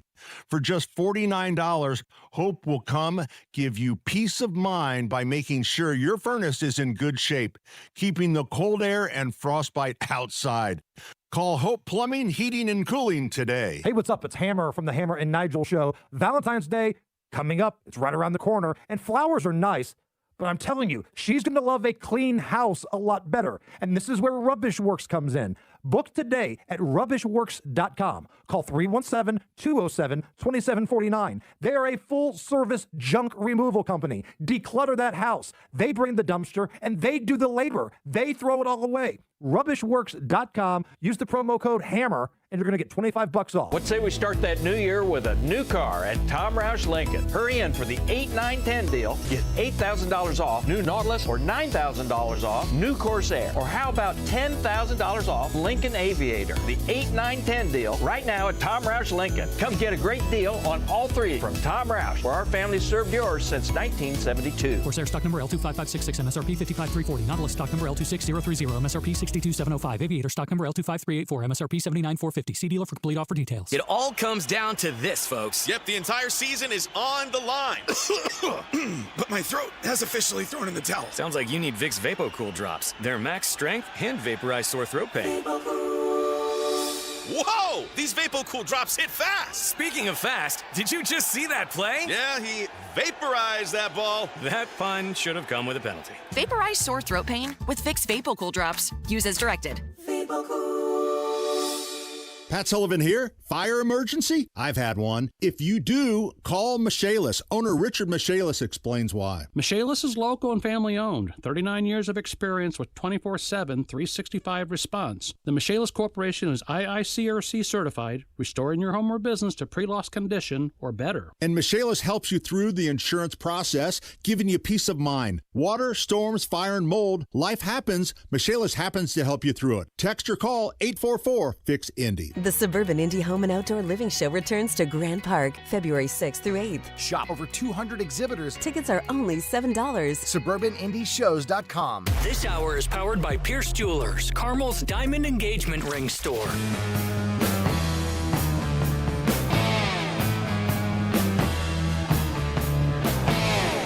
Welcome back. This is 93 WIBC, the Kendall and Casey Show with Ethan Hatcher and Jerry Lopez filling in. Had a pretty good morning with you this morning, Jerry. Yeah, it's flown by. Absolutely. Flown by. Of course, we have more developments in the ongoing investigation to the Minnesota church riots. Where a couple of weeks ago you had a bunch of leftist agitators start streaming into a church in the middle of service and begin disrupting the event, scaring people, making a general scene, making a mess, storming in. And the important thing to remember here is you cannot use your right to protest to deny others their right to peaceably assemble and express their freedom of religion and opinion. Yeah, and that's where he really messed up on this one. Yeah, yeah, absolutely. You cannot enter into private property without an invitation. In this case, and Don Lemon, others having been charged. Now Pam Bondi announcing that Ian Davis Austin, as well as Jerome D'Angelo Richardson, have been charged, and 2 more arrested in the coordinated attack on the city's church in St. Paul, Minnesota. Don Lemon, a part of that as well, after a grand jury of his peers indicted him. And Nikema Valdez Levy Armstrong, Chantil Lewis Allen, William Scott Kelly. He was the deranged guy with a scruffy beard that was calling everybody Nazis, filming himself, and then dared Pam Bondi to come arrest him, which is ultimately deal. Yeah, deal. Ask and you shall receive. Yeah. Guy. Anyway. Traherne Jean Crevis, Jamal Lydell Lundy, and Georgia Elise Fort, who was also a journalist, all named as defendants in the case. And it's funny how the narrative of the media has shifted, because I remember in the not so distant past of 2019 when they were celebrating when Donald Trump was indicted by a grand jury. Even Don Lemon, who said multiple times, no one is above the law. Nobody is above the law. Nobody's above the law. It is the grand jury listening to the facts, listening to the evidence, listening to testimony, and then this, we don't know how many people, 22 people indicting Donald Trump. It was a grand jury that looked at facts, that looked at evidence, and this grand jury took a vote, which is part of our system. If you're a politician and you commit a crime, or a grand jury believes, based on a preponderance of the evidence, that you have committed a crime and you should face trial for it, you should face trial for it. That's the way the system works. Ironic. Those were also the voices of CNN's Joy Reid, as well as PMSNBC's Rachel Madcow. Yeah, or as I call her, bootleg Justin Bieber. But yeah, I mean, so obviously their tune has changed. Now they are decrying the weaponization of the Justice Department. Now they're talking about lawfare against theirs. But this is just simple accountability here. I mean, at the end of the day, again, you cannot use your rights to the freedom of the press. You cannot use your rights to protest, to deny others access to their rights. That's fundamentally not how rights work. Yeah. And also, one of the things that I would like you to keep in mind is whenever you look around the world, whenever a communist or socialist gets a chance to take over a church, they usually do, right? So when you look at Venezuela, the first thing they did was burn down churches, right? Because God isn't your God, the government is your God. Well, it's also which religions that they usually choose to pick on, because I have yet to see any of these leftist wackos storm into a mosque. Yeah, no, they don't do that. They don't do that ever. Or a Hindu temple. Never seen that one. Yeah. It is always one specific group in particular. And Don Lemon is attempting to absolve himself for any responsibility, saying that he was just acting as an observer, in his capacity as a journalist. But he filmed himself every step of the way. He documented this. And I think that's part of the reason why prosecutors ultimately waited a bit to move forward, is because they were sifting through the evidence that he himself put out there. Yeah, I think he's on video saying they have no idea we're coming. We're going. Let's see what happens. Yeah, no, he knew the name of the operation. He had discussed with Nakima Armstrong. He was aware of the type of activity that she had been up to in the past. And then when he was on the church grounds, he was gloating about, like children who were being frightened, and then said that this is what protest is all about. He also, of course, when he was interviewing the pastor, was asked to leave the private property and refused to leave. He stuck around. So you're not a journalist anymore. Yeah, this doesn't seem non-participatory to me, at least when I hear it. Did some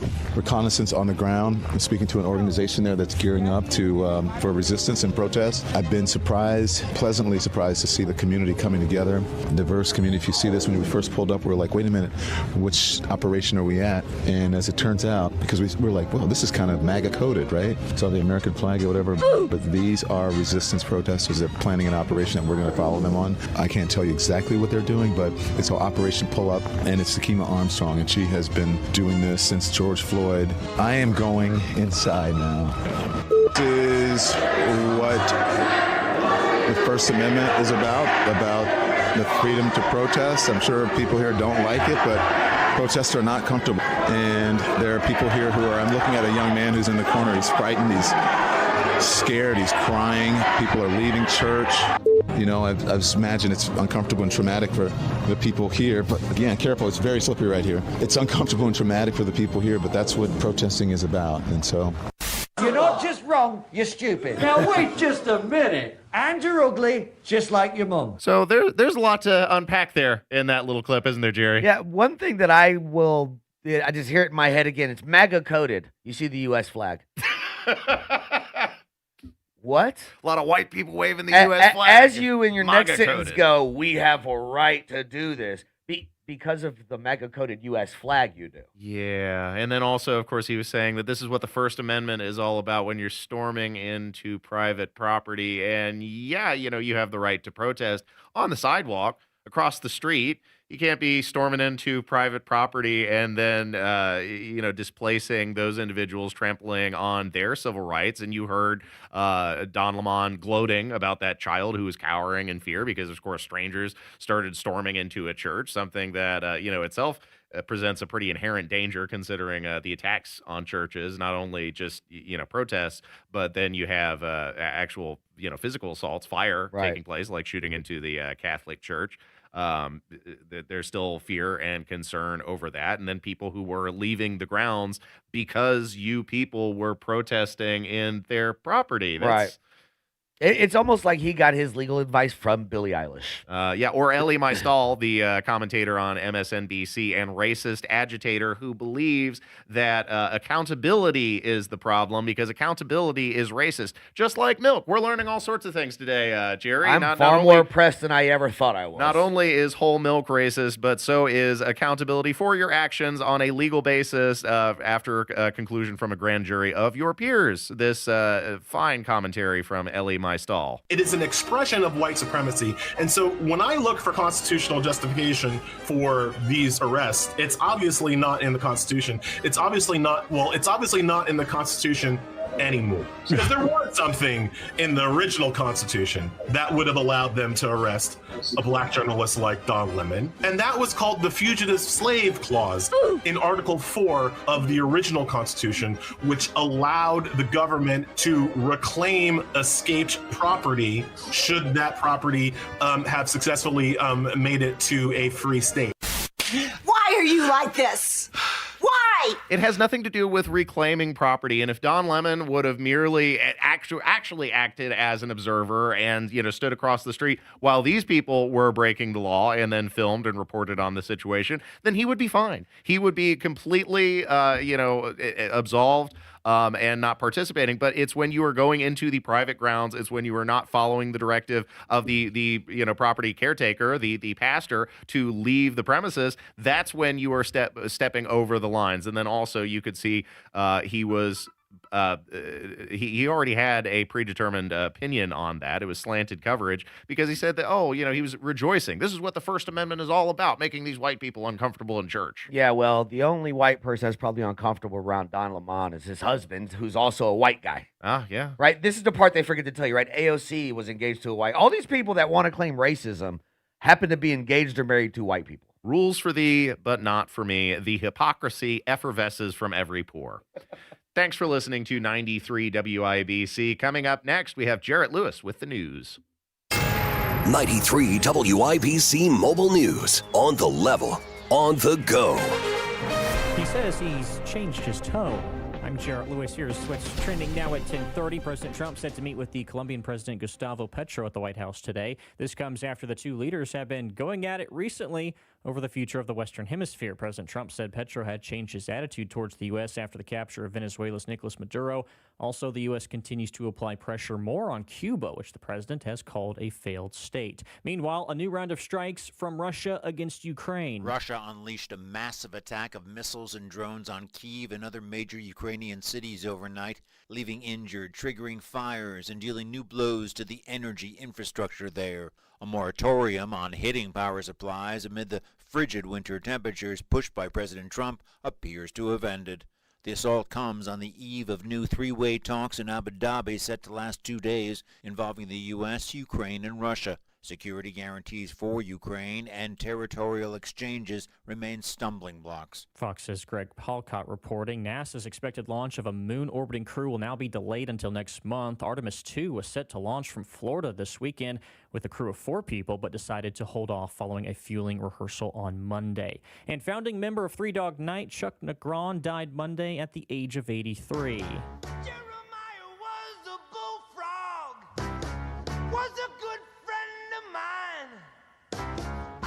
And performing the popular song Joy to the World, Negron's publicist said the vocalist had died of complications from heart failure and chronic obstructive pulmonary disease. I'm Jarrett Lewis on the level, on the go, and on WIBC.com. Hey guys, it's Rob for Wheat Grow Hair Indy. Champions just don't show up. They pick the right team to get the best results. And when it comes to restoring your hair, We Grow Hair Indy is that team. 5 years ago, I made the choice to head over to We Grow Hair Indy, and every time I look in the mirror, I'm so glad I did. Guys at the top of their game, radio personalities, coaches, and well-known athletes have all trusted We Grow Hair Indy to restore their hair. Why? Because their results are permanent, natural, and speak for themselves. Here's what you do. You call today, 317-522-2995. 317-522-2995. Schedule a totally free, no-hassle, no-obligation consultation. Darren and the gang, the fine folks at We Grow Hair Indy, will take a look at what's going on top of your head and make some suggestions on how you can get your hair and your confidence back. Then it's up to you. In the meantime, see some other folks who have made the choice to get their confidence back by heading over to WeGrowHairIndy.com. 317-522-2995. 317-522-2995. It's a new year. Ready for a fresh start or career reboot? At My Computer Career, prep for a more recession-resistant future in the high-demand fields of IT, cybersecurity, in months, not years, including AI. Whether you're starting out or switching careers, no prior training is needed. Attend school online from home or on campus. Go to mycomputercareer.edu to take the free career evaluation today. mycomputercareer.edu, an elite CompTIA certification partner. Financial aid is available to those who qualify, including VA benefits. Don Fisher for QC Kinetics. I was struggling with chronic knee pain and wasn't encouraged with the options of risky surgery and pain pills. QC Kinetics offered the best option for me, cutting-edge regenerative medicine. Their non-invasive treatment stimulated my body's own biologics so I could be pain-free and get back to doing what I love, playing golf. QC Kinetics has a fantastic success rate, and it's clear to see why so many Hoosiers are happy to tell their story of how they reclaimed their lives with the QC Kinetics approach. Ready to live your life pain-free? Go to qckinetics.com/Indianapolis or call 317-559-PAIN and get a no-obligation consultation. QC Kinetics uses the latest technologies, whether it's stem cell, PRP, plasma, or a number of other advanced therapies. Call QC Kinetics. It'll be the best call you will make. Get back in the game, whatever that is for you. Call 317-559-PAIN. You've worked hard your whole life and demand the best in everything. Don't settle for tough, untraceable supermarket beef. Defiance Beef delivers farm-raised, hand-selected Angus-influenced beef. 100% traceable, custom-cut exactly to your specifications for superior tenderness and rich flavor. From the farm to your door, no middleman, no compromises. Reserve your share today at DefianceBeef.com. Use code BEEF for free shipping on your first order at DefianceBeef.com. Defiance Beef, because you deserve nothing less. If Ernest Hemingway was alive today, would he say this to you? Shakespeare, Mark Twain, Edgar Allan Poe, all great writers. And after reading your book, I simply must add you to the list. Wait, you don't have a book yet. So make a free call to Page Publishing. Turn your book idea into publishing gold. 800-215-6818. 800-215-6818. That's 800-215-6818. This Valentine's Day, give her that symbol of eternal and everlasting love. A diamond from Pierce Jewelers in Carmel. Remember, shop local, shop smart, shop Pierce Jewelers. Plumbing problems stink. The LD Smith Group can handle anything. Call today for $50 off any plumbing repair, big or small. LD Smith Plumbing. A dirty, stinking honest.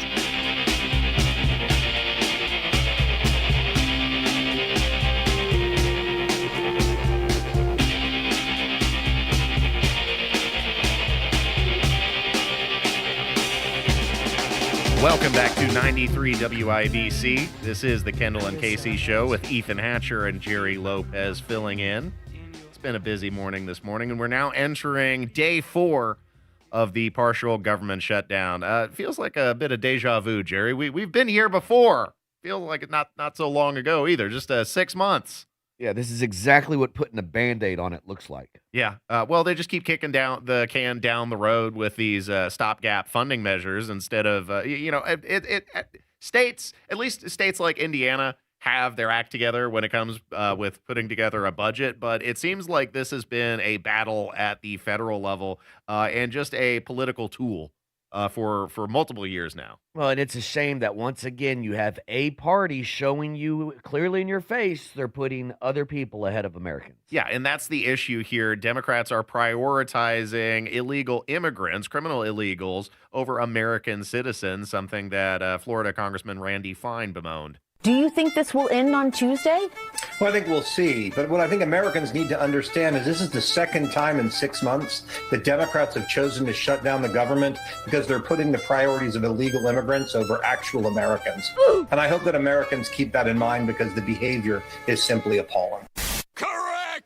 So in this case, they're wanting to hold fundraising for ICE hostage. Yep. They're wanting to stonewall the SAVE Act to reform reform and safeguard American voting for citizens by citizens. And they once again are showing the American people where their true priorities lie. I mean, in the last the government shutdown was over health care for illegal immigrants. Mm-hmm. It's once again, and listen, it wasn't too long ago, you were going to be fined if you didn't buy your own health care. Something that they said was a conspiracy theory in the not-so-distant past. Oh, illegal immigrants aren't receiving government-funded health care, and then they ended up holding, the longest government shutdown, specifically over funding for illegal immigrants' health care in the United States, something that now Gavin Newsom has said multiple times. He's proud of California's efforts to provide health care funding to non-citizens. And these Democrats, their ultimate goal is to incorporate and legalize illegal immigrants into the American voting system. This is something that they're fighting with in Arizona right now, attempting to reform their voter registration as well. HB 2806, which is a bill that would ensure that you have to be a U.S. citizen in order to be sent automatic registration in Arizona. So it's a Department of Transportation regulation that would verify an appointment's lawful presence in the United States using the Department of Homeland Security's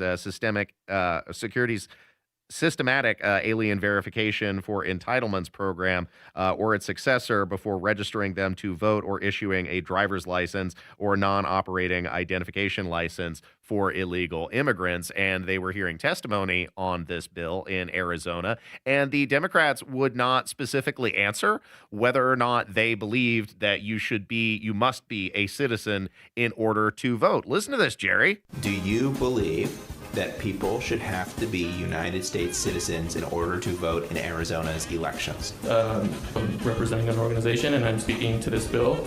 I've shared those sentiments.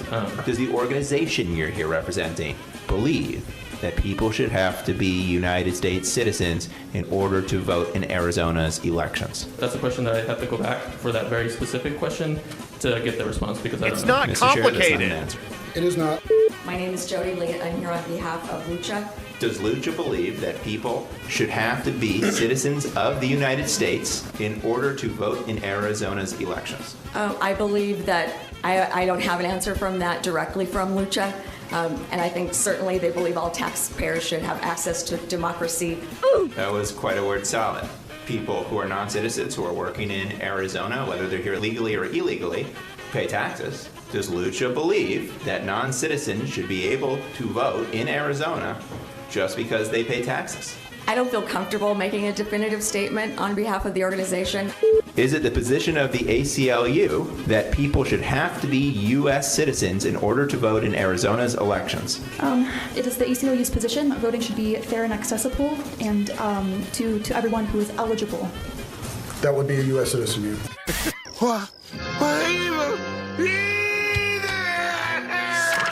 These people are giving away the game. They want non-citizens to participate in our elections. That's why they support mail-in voting, because it makes it much harder to verify the identity of who is filling out those ballots. You can just grab ballot. I mean, people have been prosecuted for this a number of times now, just grabbing ballots off of abandoned houses or from mailboxes, filling them out and turning them in. You don't know and can't verify with 100% certitude that the individual who is filling out these mass mail-in ballots is even eligible to participate in the election. It blows my mind that they're able to get minorities on the side of defending the illegal immigrant. And I say that because if you're talking about there's a group of people that have been disenfranchised, whose vote matters more than when you're only 16%? If you're less than 16% of the population and we bring in millions and millions of illegals and let them vote, your 16% matters not anymore. Yeah, absolutely. It's getting further diluted. We have a population. I'm sorry. It's getting further diluted. Something that Chuck Schumer has explicitly stated is his ultimate goal is the legalization of all illegal immigrants is so they can uninhibitedly participate in our elections. We have a population that is not reproducing it on its own with the same level that it used to. The only way we're going to have a great future in America is if we welcome and embrace immigrants, the dreamers, and all of them, because our ultimate goal is to help the dreamers, but get a path to citizenship for all 11 million or however many undocumented there are here. Oh, that was horrible. You're horrible. You're an irredeemable monster. What took you so long, idiot? Because they can't win on the merits. They have to win by diluting the vote, by polluting the vote, by disenfranchising your vote, by importing the opinions and the influence of foreign interlopers in our system of government. And I don't care who you vote for. If you're an American, you have a right to vote for who you want to. Yes. If you're not an American citizen, you shouldn't be participating in the political process. Well, we have the right to self-determination. That's part of the reason why we fled from England and then established the government here in the United States, so that way we could have representation, fair representation, a seat at the table. And when you are importing the influence of foreign agitators, you are taking away that representation from American citizens. It's just unacceptable. Yeah, I couldn't have said it better myself. And so here's the other part. You come here, you bring in the third world, and it's only a matter of time before we become the third world. Yeah. Import the third world, become the third world. Something that seems to fly over the head of a lot of these liberal women who are protesting. And of all places, now they are protesting in Target, Jerry. They are protesting in Target in Brooklyn for ICE arrests that took place in Minnesota. These people make absolutely no sense. ICE out of New York. Families rallying in the aisles of Target in downtown Brooklyn. Parents along with their children. Target, we are here to demand that you stand up for families. Pressuring Target to respond after reports that immigration agents detained 2 of its employees at a store in Minnesota. ICE has been entering their stores, kidnapping their employees, using their parking lots as staging areas, and they have said nothing. When asked, a Target spokesperson did not comment on the protest, but said the company is taking care of its team. What do we want? ICE out! When do we want it? Now! I don't want to sound sexist, but women are an absolute disaster and a menace to society. Ma'am, this is a Target. I mean, listen, you do that so many times, Target won't be there the next time. You haven't learned that from California? They're already pulling out. They're pulling out Target and other major retailers of some of these Democrat hellholes because the businesses are not sustainable. They're not able to be profitable because of organized crime, and there is an end date for all this. Yeah, you know, but the problem is people come out and they go, well, now we have a grocery desert. We have a shop. It's because you burned down the grocery store, dude. If you raid the grocery store is not going to stay. This is just basic economics, and as much as they would like you to believe it's just going to get covered by insurance, it can't continue forever. Well, even if it is covered by insurance, why would I come right back and allow you to keep doing this? Well, yeah, I mean, damage has to be taken place, and they're merely recuperating their losses, but that is not the pathway to profitability or sustainability. But don't tell that to crazed leftists. Thanks for listening to 93 at WIBC. Ethan Hatcher and Jerry Lopez filling in on the Kendall and Casey show. Coming up next, we're going to talk a little bit about the state of Indiana roads. Not good. Stay tuned. Hammer and Nigel show this afternoon, the biggest stories of the day. Government shutdown. Plus, we got tickets to give away for Post Malone and Jelly Roll. We're going to have a good time. 93 WIBC. Nate Bargatze. It's a lot to have 2 dogs because you got to open the back door and let 2 dogs out. Big Dumb Eyes World Tour. Cambridge Fieldhouse, Saturday, February 14th. Tickets available at Ticketmaster.com. My husband's an animal in bed. Well, you know. Not in the fun way. Think warthog. With a chainsaw. Snoring and sleep apnea affect over 90 million people, and 1 out of 4 couples sleep in separate rooms. Advent can help. We've been your one-stop solution for nasal congestion, snoring, and sleep apnea for over 20 years. Unlike many other practices, we focus exclusively on these conditions, so you get comprehensive care under one roof. Advent's unique approach can help you breathe and sleep better, and many avoid a CPAP. Plus, most insurance is accepted for our effective 20-minute in-office treatments. Hey, the only animal you want in your bed is your dog. Advent. Sleep better. Sleep together. Learn how you can improve your life at adventknows.com.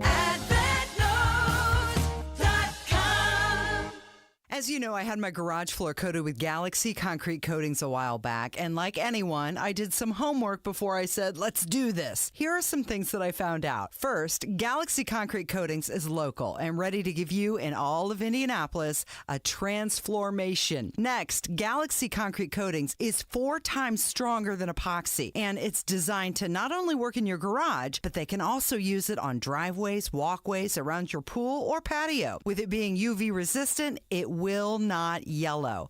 Oh, and it's ready to go in 24 hours, so you can drive, walk, run, dance, splash on it right away. Now for my fun part. I got you 15% off. Just tell them when you call 317-343-0879 you want the Casey deal. You got to tell them the Casey deal for 15% off. And check out their site at galaxyconcretecoatings.com. They are truly out of this world. Groceries, gas, just about everything you can buy comes with a tax on it. No matter what, the government's always there to take their cut of your cash. Your money belongs to you. That's why Congressman Jim Baird joined with President Donald Trump to pass historic legislation to ensure you keep more of your hard-earned cash. According to the White House, Congressman Baird's vote means Americans will receive a tax cut, saving over $10,000 every year. They'll get no taxes on tips for workers, and families will receive permanent increases to child tax credits and expanded child care access. That means bigger paychecks, a stronger economy, and more prosperity across our nation. To learn more about how President Trump and Congressman Jim Baird are saving American families money and putting money in your wallet, call Congressman Baird's office at 317-563-5567 or visit baird.house.gov. Paid for by official funds authorized by the House of Representatives. As a mom, comforting my family is what I do best. Vicks Vapor Stick provides soothing, non-medicated Vicks vapors in an easy-to-apply stick, and it dries fast, so there's no mess. I use it to comfort myself and my family. Thanks, Mom. Vicks Vapo Stick, soothing comfort for the whole family. And try Vicks Vapo Shower Max for steamy Vicks Vapors when you need more comfort for yourself. Use as directed. IMI is hiring CDL Class B drivers. Visit their job fair February 4th and February 7th at the Hilton Garden Inn, 6930 Intech Boulevard. Learn more at driveimi.com. Get inspired at the Suburban Indy Home and Garden Living Show on Saturday. Discover hundreds of exhibitors, thousands of ideas, plus local artisan shopping. Tickets are just $7 online and parking is free at Grand Park. Visit suburbanindyshows.com.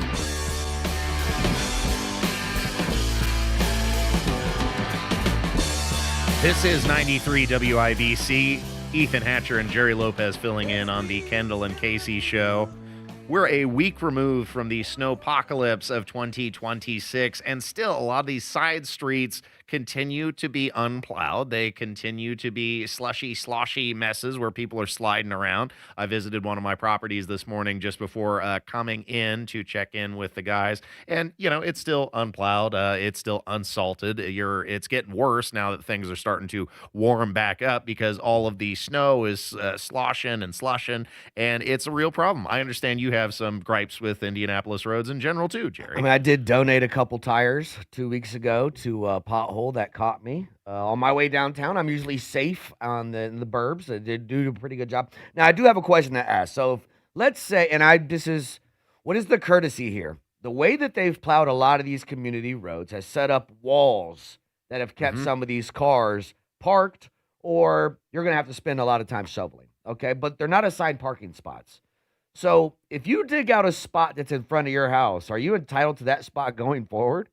I mean, morally, I want to say yes, but as a matter of law, probably not, because it's still public parking. Look, it pisses me off too, but people park in front of my house. I will, shovel off the parking spaces, and then people just park right in front of my house. Right. And it's a street. There's not a lot I can do about it. It's not like they're violating. And now you got to drive around and hope to find a spot that's shoveled that somebody else has shoveled, and Yeah. now we just pass it along. Well, that's how we do things here. We like to kick the can down the road. I will say, though, on the pothole issue, you kind of brought it on yourself, Jerry, because you're driving around downtown Indianapolis with those low-profile tires. What are you doing? What are you doing? You ought to know better. I messed up. One pothole took out my whole left side. See, I drive my 2006 Chevy Silverado around town, and I get mostly just fine because I got those nice thick tires. And even if they do bust, I got them from a used tire shop. It's not costing me a lot of money, so that you got to think strategically. But it still doesn't absolve Indianapolis from doing an all-around terrible job at managing, or more accurately, mismanaging the roads.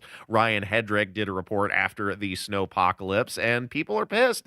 People are wondering, where are our tax dollars going if they're not going to plow and maintain the roads on the one significant. We used to have multiple snowfalls, but this is the one significant snowfall of the year. You knew it was coming and you dropped the ball. Indianapolis just got buried with 11 inches of snow, and in cases like this, the city brings in subcontractors to work the side streets. People I talk to say with property taxes going up, they don't think the streets should still look like this. Yeah, our property taxes increased quite a bit this past year, and I'm definitely not sure where that's going. This storm was predictable. Everyone knew about it, apparently, except for the city. Other cities in the surrounding Indy Metro have been able to drive around just fine on their streets. For some reason, the mayor and the city government have opted to take a longer approach than is appropriate, and frankly, it's really unsafe. He's out of line. But he's right. At this point, the weather has done more to clear the streets than the city of Indianapolis, especially the side streets, because now the snow's just melting. What do we pay the tax for? What are we paying these property taxes, the high gasoline tax, one of the highest in the nation, the wheel tax, the registration tax, all the taxes, the multiplicity of ways that we are taxed and still can't get basic government services provided. It's unacceptable. Well, now they want to do toll roads, right? So they want even more money for driving on the street. I don't know if the city government knows they're responsible for the road. Yeah, that's an honest question, because at this point you haven't done the potholes and you haven't done the snow removal. So what exactly are you doing? They sure don't feel responsible, but they will show up even to ticket you. This is a woman from Farmington Hills, Michigan, and look, she probably was driving. Well, she definitely was, because she crashed her car in the ditch on the side of the road, driving too unsafely for the conditions. You really got to back that down with the speed. So I understand her frustration when an officer approached her in the ditch to give her a ticket. You can't park there, ma'am. Yeah, you can't park there, and you're driving too fast for the conditions. However, I understand the frustration, but this is not the way that you respond to law enforcement officials, Jerry. Here's the court number. I'm not touching that ticket that you're illegally issuing me. You weren't even here to assess the crash, yet you try to tell me that I gotta have a ticket. Look at your car. I don't give a what you talking about. Don't touch me. That's not your Sterling Heights. Don't touch me. Go ask, because the bitches paid. Go ask. They wouldn't even issue me a new license. You see the tickets on there? Don't touch me. No, I'm not. No, I'm not, because I wasn't a speeding. That is ice. All of this is ice. If I stop my car, I still would have slid. The ticket says too Are fast. you serious? Bitch, It says get the out my face. It Get says the out my face. Get the out my face. Get the out my face. Away from my car. Get the oh. So I'm gonna Get the oh. I'm gonna verbally Get the oh. So 26-8-0-0-641. It's Darren A. Clark. You're being You're not giving me notice of driving. I can't hear you. For condition. I can't hear you. La la la la. La la la La la la la la. la la la. Oh, bitch boys, trying to make some money? You trying to make some money for your motherfucking department? Your bitch ass on. This is real life. I'll beat your ass. I'll really beat your ass. I'll really beat your ass. He's an angry elf. Some tells me she didn't get out of that. Listen, that's how you get arrested. That is how you. Did you ever see that? Was it Chris Rock? How to not get arrested by the cops? The first thing, shut your mouth. Yeah, I did see that segment. In fact, we replayed that segment in the wake of the death of Renee Good. Yeah. So it's pretty easy, ultimately, to not get arrested, and a good way to start is by not treating the police officers like that. Obviously, they're just doing their job. If you want to contest the ticket, there are ways to do that, but not by screaming on the side of the road. End of story. Thanks for listening to 93 WIBC. Kendall and Casey Show, Hour 3, coming up next.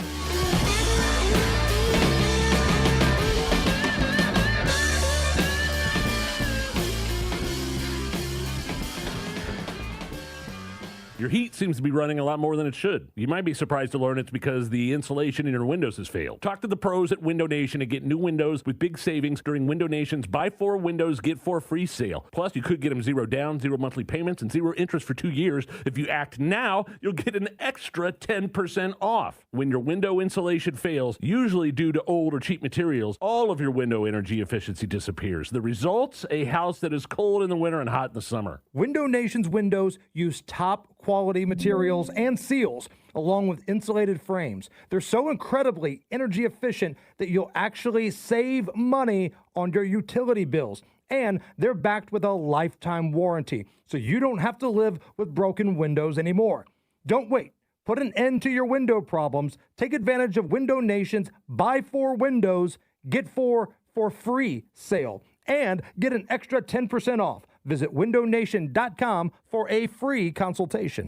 Community Health Network cares for your heart health. From heart scans and vascular screenings to complex heart procedures, you can count on our expert team for the highest quality cardiovascular care, when and where you need it. Your path to a healthy heart starts with knowing your risk. Schedule a heart scan or vascular screening today. Visit ecommunity.com/heart. Community Health Network. Exceptional care, simply delivered. Hear that?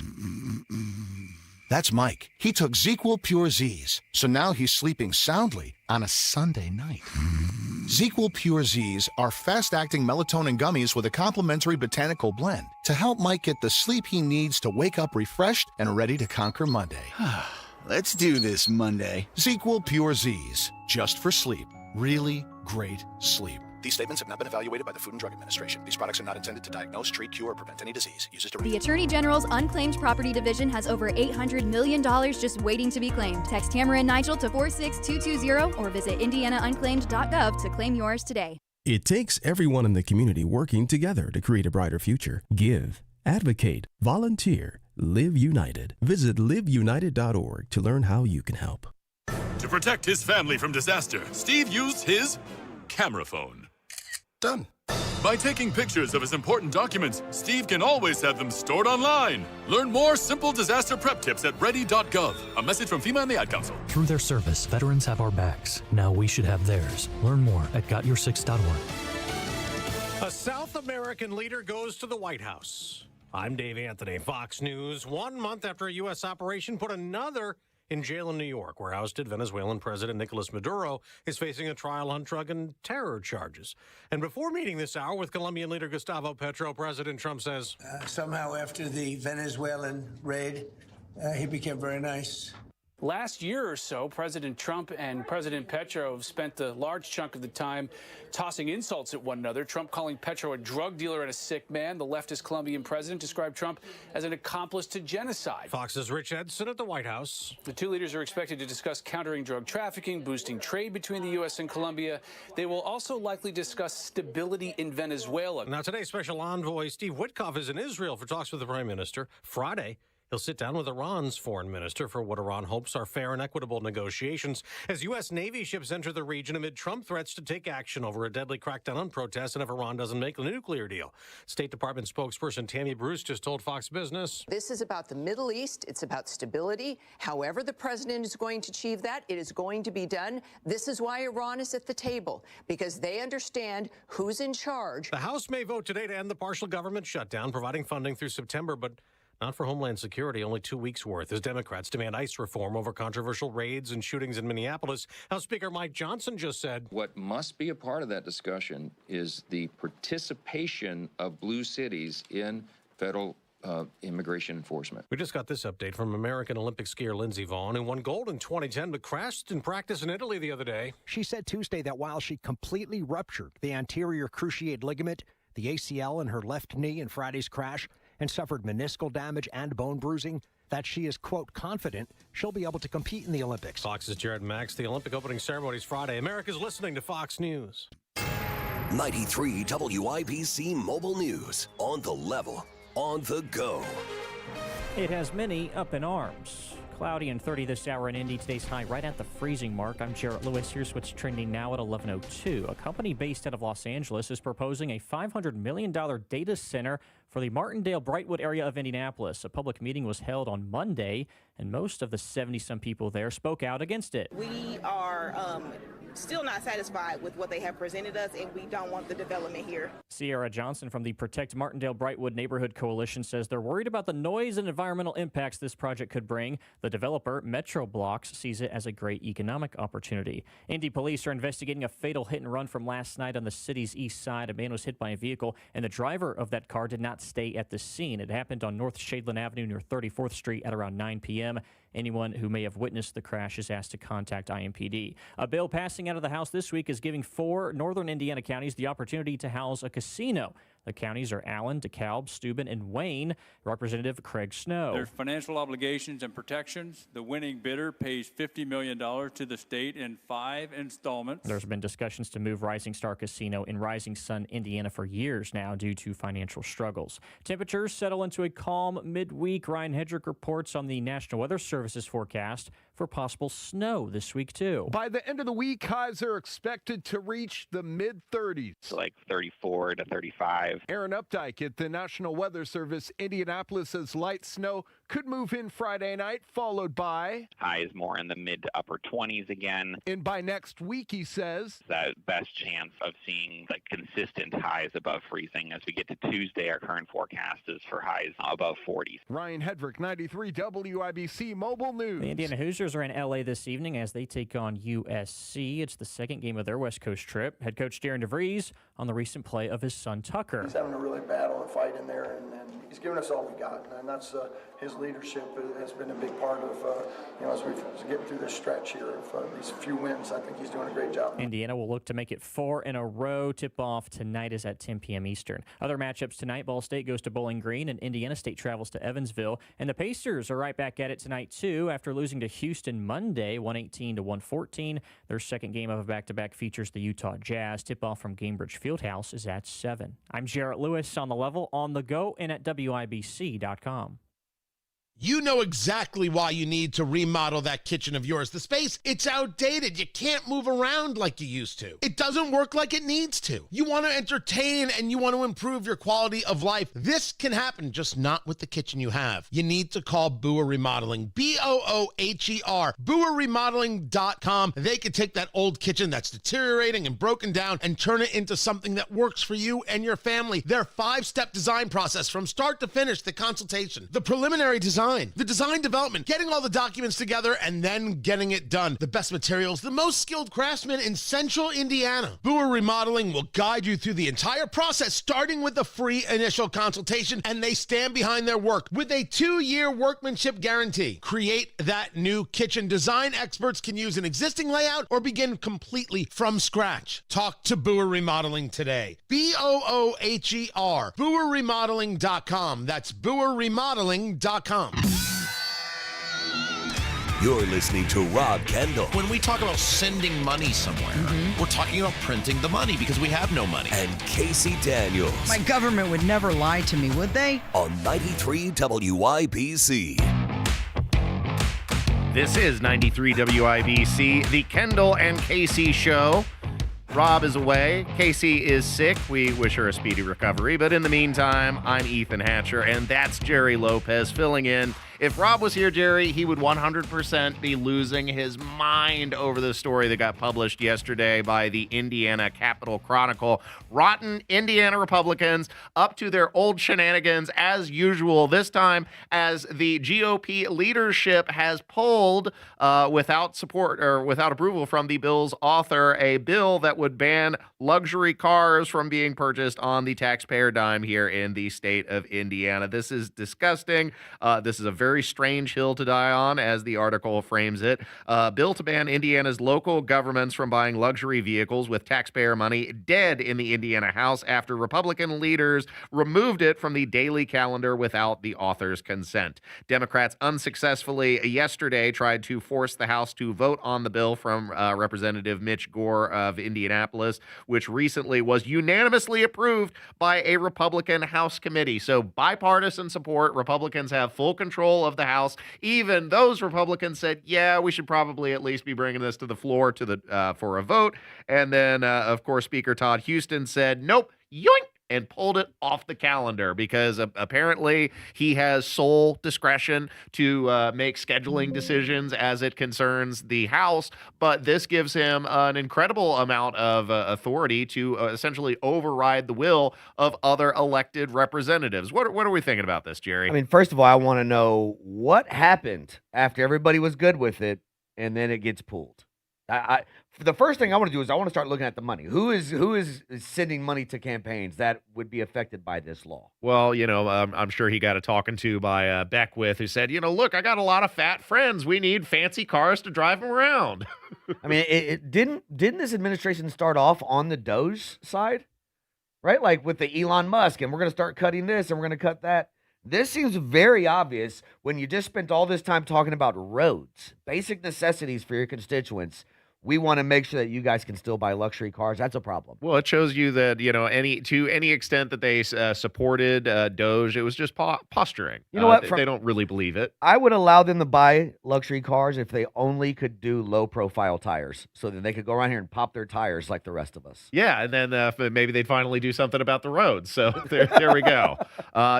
So Indiana leadership blocking this bill, which obviously would benefit Hoosiers. So they are once again acting not for your interest, but for their own interest, because they don't just drive a Honda Civic. What's wrong with a Honda Civic? They're a good car, reliable car, economical car. You can drive them around on the taxpayer dime. And also nothing is preventing you from driving your luxury vehicle. As far as I'm aware, there's not a state law that says you are mandated to use the state-funded, taxpayer-paid car. If you want to drive in luxury, do it on your own dime. You're already well compensated and have access to insider trading that would, land the rest of us in jail. But you are able to co-opt your position as an elected official for your own financial benefit. Then just drive your own car. It's not too much to ask. And somebody here in the YouTube chat, Brian, made a great point. He said, well, now we have to define the word luxury car.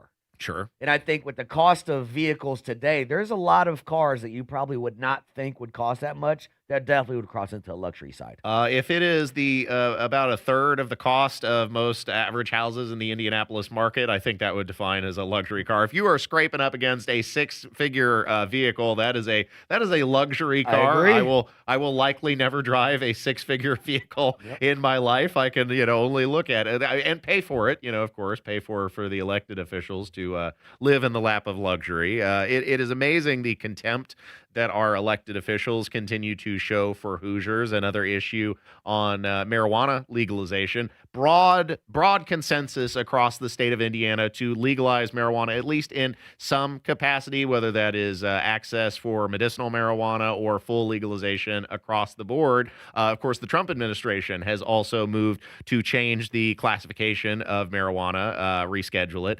And that was for years. Remember, that was something like Eric Holcomb would say, well, we're not going to legalize marijuana until they change the scheduling and the classification at the federal level. Well, what's the excuse now, guys? Right. Yeah, now it is reclassified. Well, it's been reclassified, so what's the excuse We're surrounded by states that have recreational or medicinal. Well, we don't want Eli Lilly to lose money, so therefore we are continue to be against it. And then they're also restricting. You just said the quiet part out loud. I want to let you know that is 100%. Look at that in the alcohol lobby, and that's why we don't have it. Well, and then now they're wanting to restrict your ability to advertise for illegal out-of-state businesses in the state of Indiana. Well, we don't want to drive people to other states.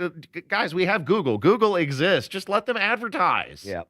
But at the same time, big pharma wants you taking their pills that have horrible side effects.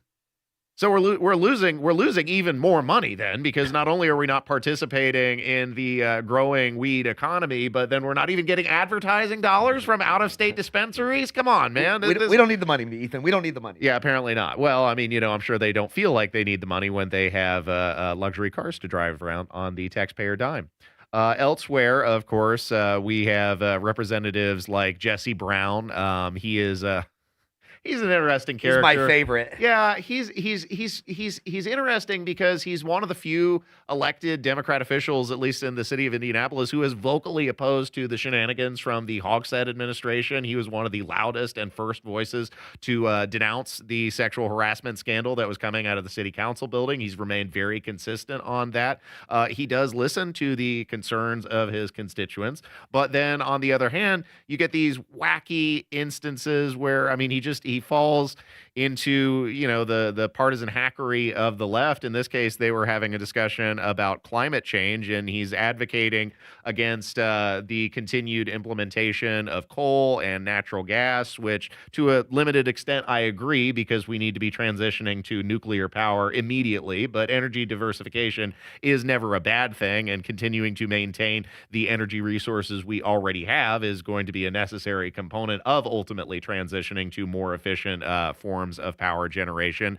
But he somehow connected the climate change so-called crisis to immigration into the United States, because, of course, the reason why we have so many illegal immigrants, Jerry, is because they lost their farms due to climate change, at least according to Socialist City Council member Jesse Brown. Thank you for the permission, Mr. Chair. Is the cost of climate change. I know it's not sexy to talk about anymore for some reason, even though every scientist on Earth is pulling their hair out and talking about the catastrophic damage it's costing, not just to polar bears, not just to anything else, like nature and friendship and rainbows. It's causing real costs, especially, I might add, to immigration, right? A huge amount of immigration, and increasing, is caused by climate refugees, people whose farms were devastated by climate change and who are now moving to the United States. So again, I would love to see some numbers on the cost of that, which would go up if we have to build new natural gas plants or keep coal-fired power plants online. That doesn't make sense. And this is where I think Jesse loses a lot of people because, on the one hand, he, has been, again, very solid in holding the Democrat administration and members of his own party accountable for the misbehavior in the, city-county building. But on the other hand, then he just has these very wacky conclusions and he says stuff like this, like, oh, yeah, migration, climate refugees caused because they lost their family farm due to climate change. I've never heard a single illegal immigrants say, like, oh, I lost my farm. That's why I came to the United States. Not once. Forget illegal. I haven't heard one immigrant say that, ever. For that matter, yeah. Not once. I mean, Jesse Brown loses me the moment he introduces himself as a democratic socialist. Sure. You lose all. We can't even have the discussion. I mean, look at Mamdani, right? We'll see what happens there. But to your point, much like John Fetterman, sometimes the stars align, and I and Jesse Brown agree on a number of things. Am I crazy for feeling like he would still probably make a better mayor than Joe Hogsett? I think he would actually try to help people. Yeah. At what cost, that would have to be seen, but... Well, the cost would be enormous because that's, huge of course, taxes, how socialism is always paid for. There is another leftist. This is a member of parliament in Canada by the name of Laurel Collins, also making some crazy assertions about climate change. In this case, she was upset during a committee meeting regarding climate change where somebody called it climate hysteria, and she immediately proceeded into hysterics. I want to start off by addressing one of the comments that was made by the witnesses around climate hysterics. Hysteria, it refers to something that is wildly emotional. It comes from the Greek word womb, of the womb. It is used in ancient Greek to refer to things associated with women. And I hope you'll forgive me if I get emotional. Climate emergencies are not gender neutral. The degradation of ecosystems disproportionately impacts women and girls. And I am wildly emotional. This is the existential crisis of our time. And to hear that asking for high ambition is climate hysteria, that makes me wildly emotional. Absolutely. I think that we need to think about the intersection of gender and the climate crisis. And I hope that the people around this table and the people listening will refrain from using language like climate hysteria. Right. So not only is climate change allegedly driving the migration crisis in the United States, but it's also sexist. Global issue, women most affected. What? She did seem like a hysterical woman. Well, yeah, she did. She said that it was wildly emotional, and then she became immediately wildly emotional. I've never seen anybody disprove their point faster. Yeah. Honestly, it was within like 20-second clip. Record time. Thanks for listening to 93 WIBC. We got a lot on the way, including the debate rages on regarding this ridiculous charade, daylight saving time. When are we gonna keep doing this? I'm tired of it, Jerry. And some states are looking to put an end to the practice altogether. Let's just keep the clocks stable. Talking more about that coming up next on 93 WIBC. This is the Kendall and Casey Show. February is when excuses disappear and effort has to show up every night. It's been a rough couple weeks for us, but this group will keep fighting, keep learning, and get back on track. The Big Ten is stacked, and postseason hopes are at stake. Confidence is one of those things, like you drop a couple, and then you got to figure out a way to put it away fast. There's another one coming right in front of you. IU meets USC tonight at 10 on the home of the Hoosiers, 93 WIBC. Nobody cares for you like family. Family heating and air.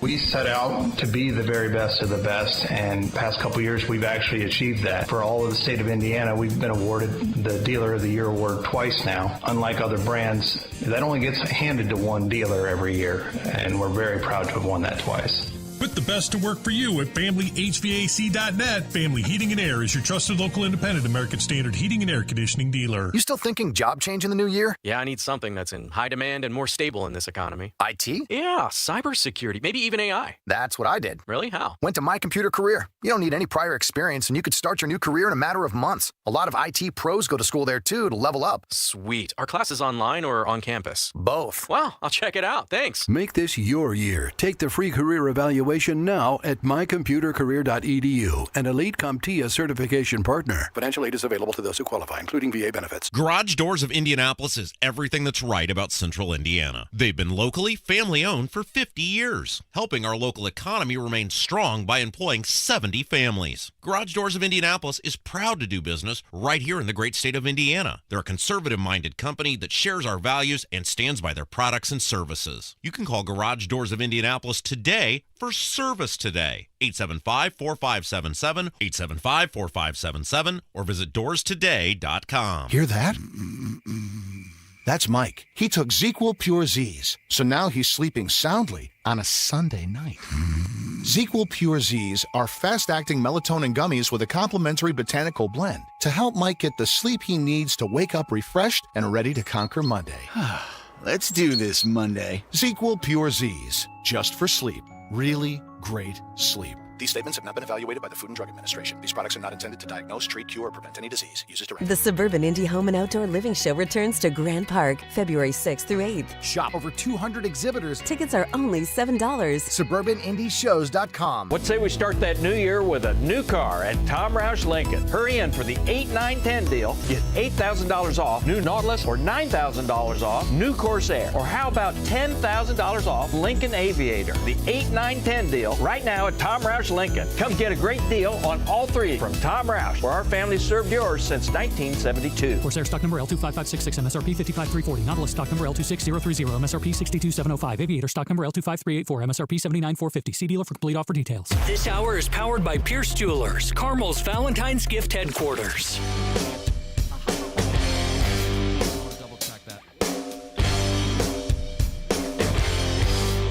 Thanks for listening to the Kendall and Casey Show. Ethan Hatcher and Jerry Lopez have been filling in. The morning has flown by, but it's going to drag here coming up shortly because daylight saving time will go back into effect. Every year, twice a year, we have the same argument about this stupid clock change, and I'm sick of it, Jerry.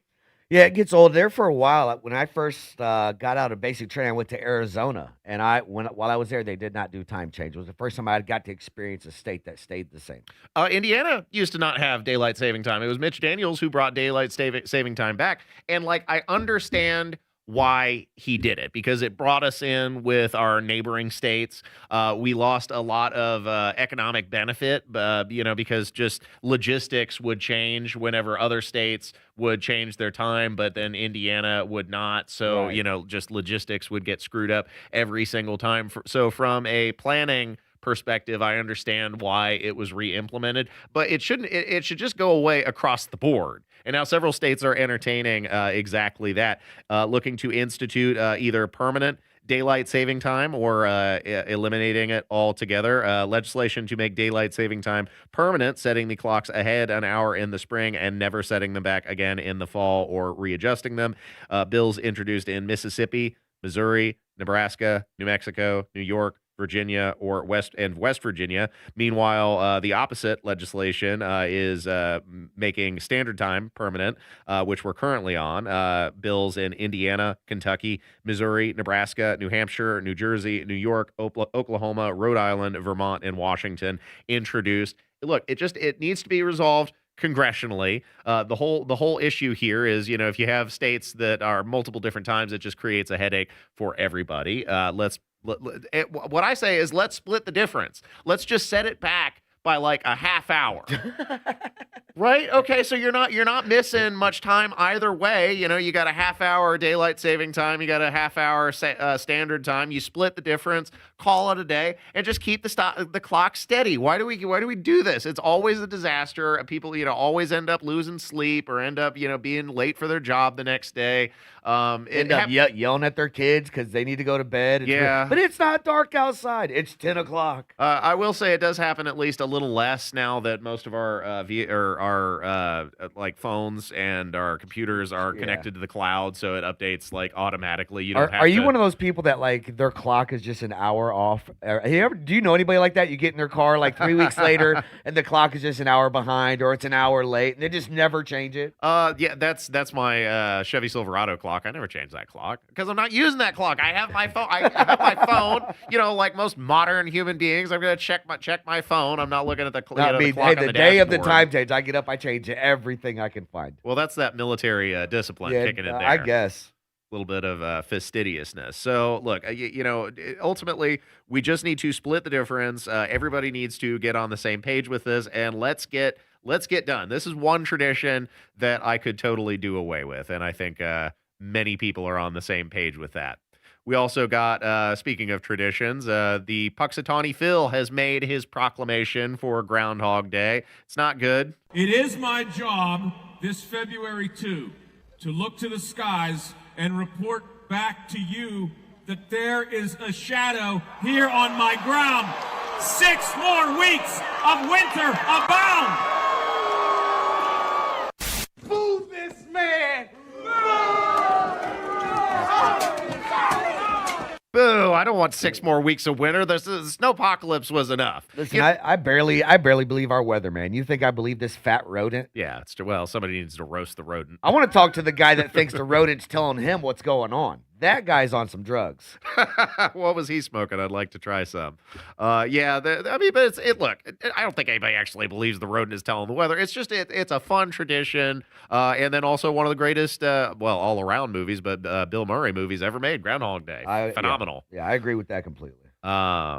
Thanks for listening to 93 WIBC, the Kendall and Casey Show. Ethan Hatcher and Jerry Lopez filling in. There was one other story that I wanted to discuss, and this dovetails with the enormous fraud that we have seen taking place in Minnesota. And the Trump administration had already, said that, look, Minnesota is essentially the tip of the iceberg. And if you have to the tune of billions of dollars of fraud that are going on in a relatively small state like Minnesota, well, that begs the question, what levels of fraud must be going on in other Democrat state strongholds like Illinois or New York or California? And now we're starting to do some investigation into California, where it turns out 18% of the entire country's home health care billings originate from LA County. 18% of the entire country, Jerry. This reported on by Fox News. One doctor billed the government $120 million in a single year,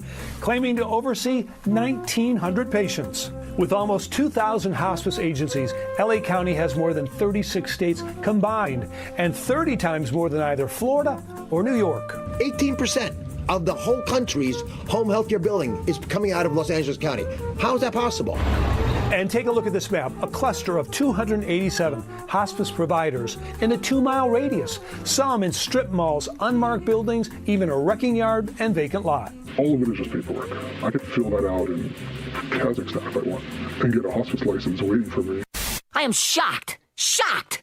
Well, not that shocked. So that's $120 million worth of billing coming from just one doctor who claimed to be seeing 1,900 patients, which works out to about $63,000 per patient worth of billings. That is a lucrative scam if I've ever heard one, Jerry. Well, and once again, like you said, it's just the tip of the iceberg. We went from from the daycare fraud to, I think, medical transportation is what they were looking at next in Minnesota.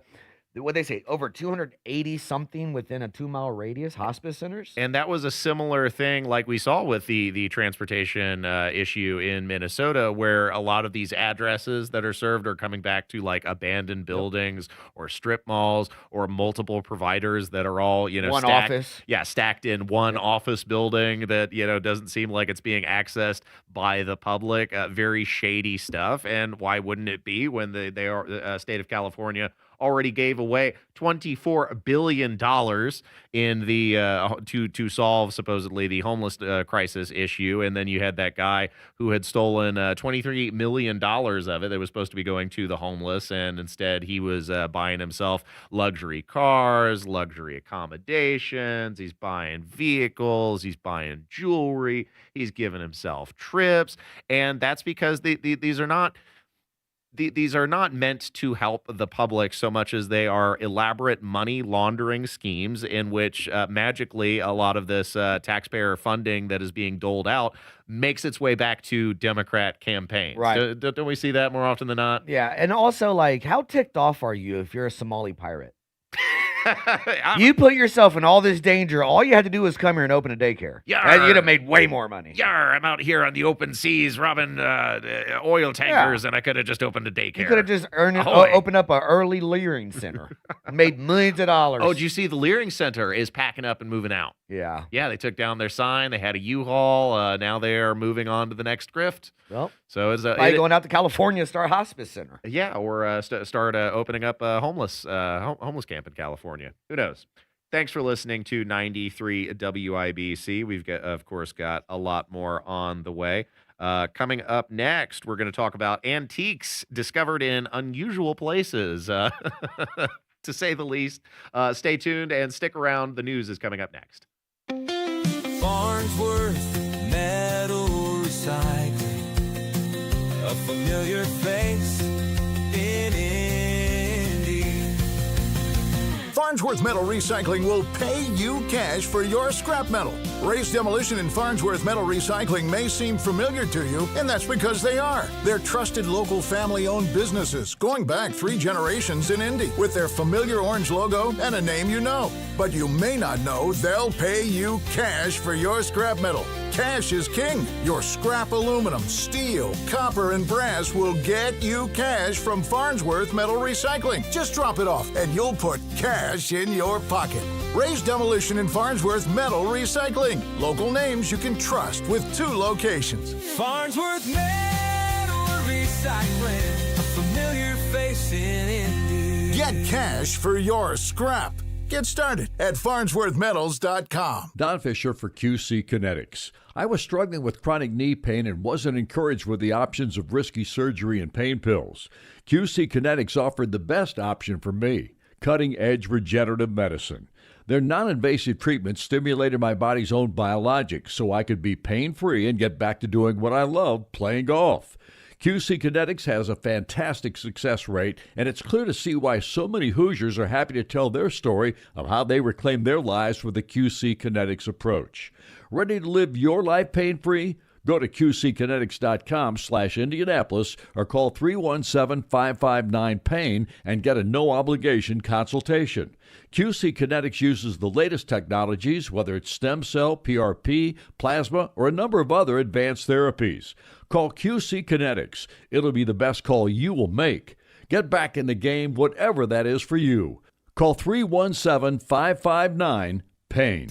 Are you worried about your taxes? Okay, so I'm talking to those of you out there that have not filed in a few years with the IRS or state. It's time to get worried, and here's why. The IRS is getting back from their own COVID lockdown, and they're hiring more enforcers, and they're going to come after people that owe taxes. So if you're a 1099 worker, and maybe you just plain forgot to file your taxes, you need to call the professionals right now at the Tax Helpline. They are experts at knowing the tax regulations, and their goal is to help you pay as little as possible. Call right now and get a 100% free tax evaluation. Remember, before the IRS knocks on your door, knock on our door. If you owe $10,000 or more in back taxes, make this free call right now. Call Texas 321 now at 800-808-9443.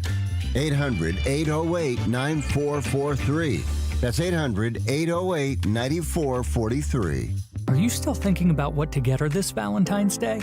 Make that moment last forever and surprise her with a gift from Pierce Jewelers. Shop local, shop smart, shop Pierce Jewelers. IMI is hiring CDL Class B drivers. Visit their job fair February 4th and February 7th at the Hilton Garden Inn, 6930 Intech Boulevard. Learn more at driveimi.com.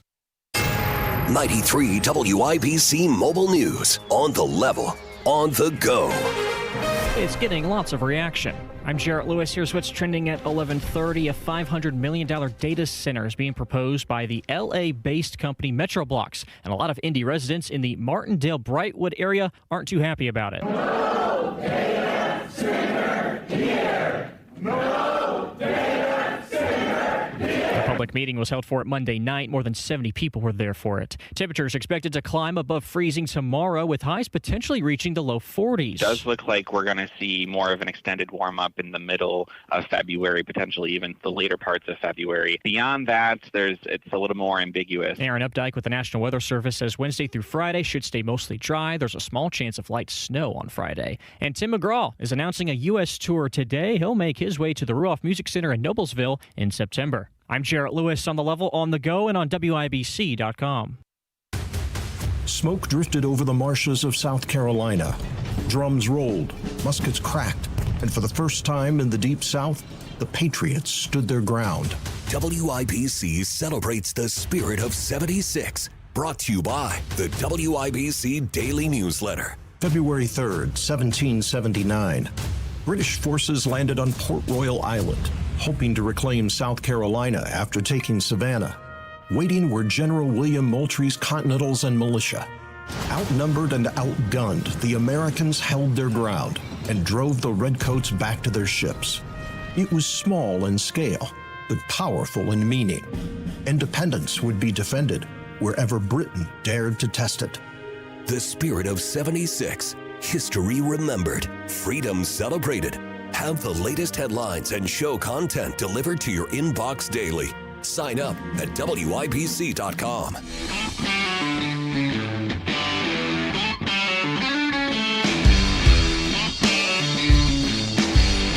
This is 93 WIBC, the Kendall and Casey show with Ethan Hatcher and Jerry Lopez filling in.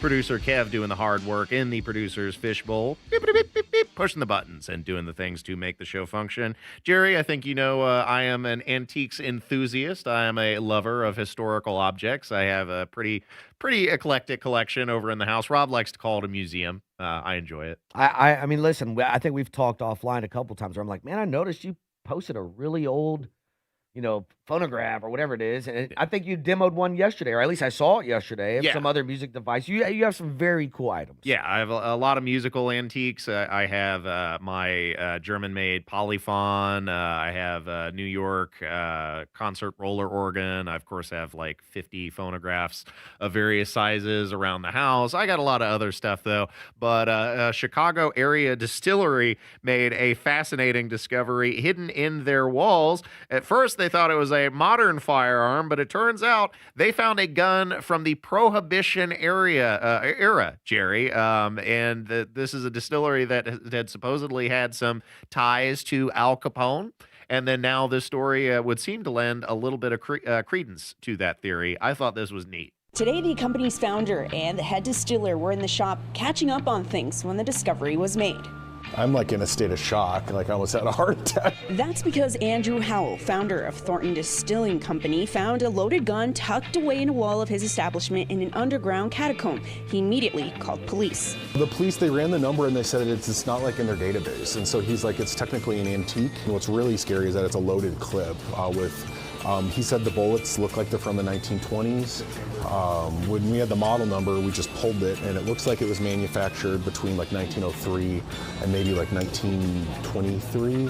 Howell says police identified it as a Colt Model 1908, an antique gun from the Prohibition era. At any other workplace, this would be a very unusual thing to happen, but here with all the history of this building, it kind of makes sense. The building is the oldest standing brewery in Illinois, built in 1857 and continued in operation through Prohibition as an illicit bootlegging operation. I was taken over by by Capone and the Chicago syndicate, and that's the time that it seems like this firearm was from. The gun was found in the same area believed to have been used by Capone. We always heard, lore, stories about, that underground catacomb, that's where Capone would take people, and, they had tunnels down there. And we always took that with a little bit of a grain of salt because there's so much history that we could actually verify.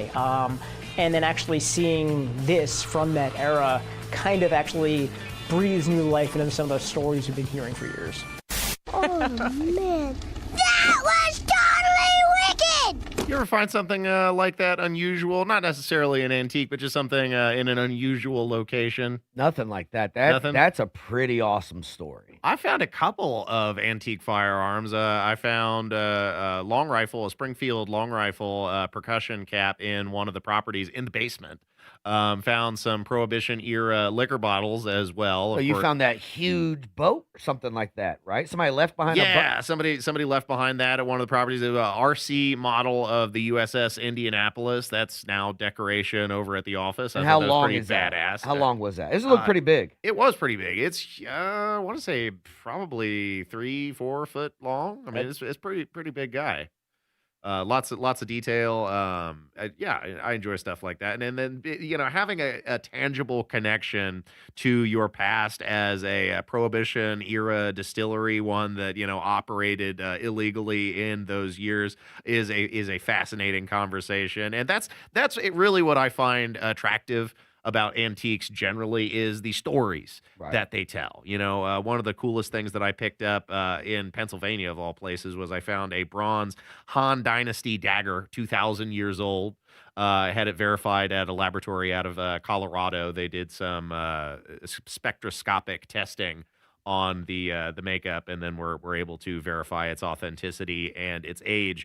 And so an object like that, or like a firearm stuffed in the wall, you just wonder, how did they get there? What stories did they tell? What if things could talk, if antiques could talk? Yeah, especially that one, especially that gun in that distillery from Prohibition, previously used by Al Capone. I can only imagine who or where that weapon came from. And it was also still loaded. It was loaded and put in the wall. Gotta wonder, sitting there just undisturbed for 30 years. Yeah, and you gotta wonder, would the bullets still be good after all that time? I assume that it would be, subject to temperature changes, heat expansion, and cool shrinking. I mean, they're gonna get to keep it, right? Yeah. You keep it, you frame it, you put it up somewhere. Obviously, you leave it unloaded. That's a part of your bar's history, American history. Absolutely. Yeah, no, this isn't the United Kingdom. You get to finders keepers. You would get to keep a firearm like that. They're not going to take it from you. And then, of course, now it's considered antique. It's no longer in the registry.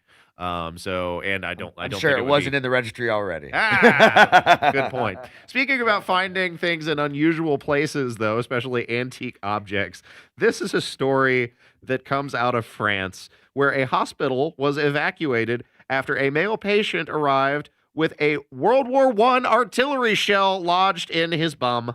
According to the Shell report, the unnamed 24-year-old had been rushed to the accident and emergency unit in Toulouse late Saturday night.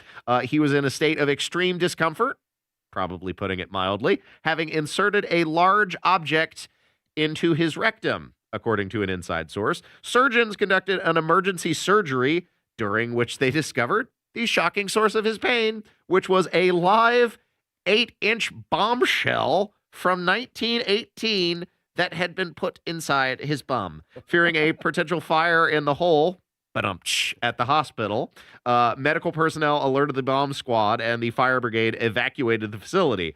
But not the guy. Like, he's sitting there on the operating table and he's got a shell in his butt. And security perimeter was formed around the medical center as authorities investigated the explosive situation. Fortunately, the retro munition, which was also pointed and over an inch wide, God. Yeah. I mean, where do you go from there? Yeah, it wasn't deemed a threat. The bomb disposal experts took the shell with them while the patient, who was a French national, remained at the hospital so he could recover from the surgery. They say that it was unclear how the antique ordnance ended up in the man's posterior, but experts suspected that the combustible could have been the result of a party stunt gone awry. Sure. He needs better friends. It's a party stunt. Yeah, his friends suck. I like the reaction from the French emergency room workers. They wrote that the medical staff in Toulouse are, quote, accustomed to treating treating victims injured during sexual games. Like, we see this all the time in France. They take the unexploded munitions and they pleasure themselves. What are these people doing? I mean, Look, I mean, I get this really puts to the test. Anything is a dildo if you're brave enough. Yeah, I mean, this doesn't happen very often that I am at a loss for words. Like, this is crazy. What do you have to say about this, Kev? The French are a kinky bunch. That's all I have to say. Abso-freaking-lutely. Yes, that not a appropriate object, I think, to be using, but what a strange place to discover an unexploded artillery shell. You got firearms in the wall of the distillery and artillery shells and French posteriors. What's the? Yeah, I'm speechless. I'm without speech. It doesn't happen. And you're telling. And listen, some poor EOD guy is now carrying this crappy grenade, thinking he was going to get a cool job, and they show up to the hospital, and this is what you got to do. I mean, this is a bad story all the way around. Yeah, the emergency workers just take it in stride. They're like, we have seen this before. It's no more. Stay tuned to 93 at WIBC. Ethan Hatcher and Jerry Lopez filling in. We're going to talk a little bit about the doomsday clock. They have moved it forward once again. They say that we are now the closest to midnight that we have ever been. I dispute the validity of that assertion. I think it is a little bit specious and reactionary. And also, on the note of nuclear power, I'm sure you're familiar with Schoolhouse of Rock, Jerry. I am. Education, teach you about how bills are passed through the government, teach you about the function of grammar. Often, you can incorporate music as an educational experience, and we are going to do that with informing the public about nuclear reactors and how they operate. We're going to learn something. Stay tuned for that. Coming up next on 93 WIBC, this is the Kendall and Casey Show. Do you have an IRA, 401k, 403b, or TSP? Rather than ride the Wall Street roller coaster, you could get a 20% upfront bonus and an annual return that's averaged nearly 10% for the last 10 years. Hey, it's Hammer and Nigel. Let's say that again. You get an upfront 20% bonus on your money with Bill Demery, your retirement guy here in Indy. So if you invest $250,000, you get a $50,000 upfront bonus. You'll also get an annual return that's averaged nearly 10% for the last 10 years. Plus, your money is backed by one of the largest insurance companies in the world. Learn more from the retirement guy that we trust, Bill Demery, here in Indy, 317-648-5120. 317-648-5120 or visit yourretirementguy.com. Life's full of unexpected joys, like problems with water.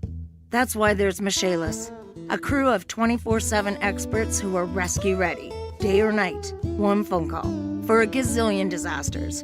Over 3 decades of restoring your home or business to better than new condition. Water, storms, fire, and wet basements. Life happens. Michaelis happens to help you through it. Call 844-FIX-INDY. Make it Michaelis.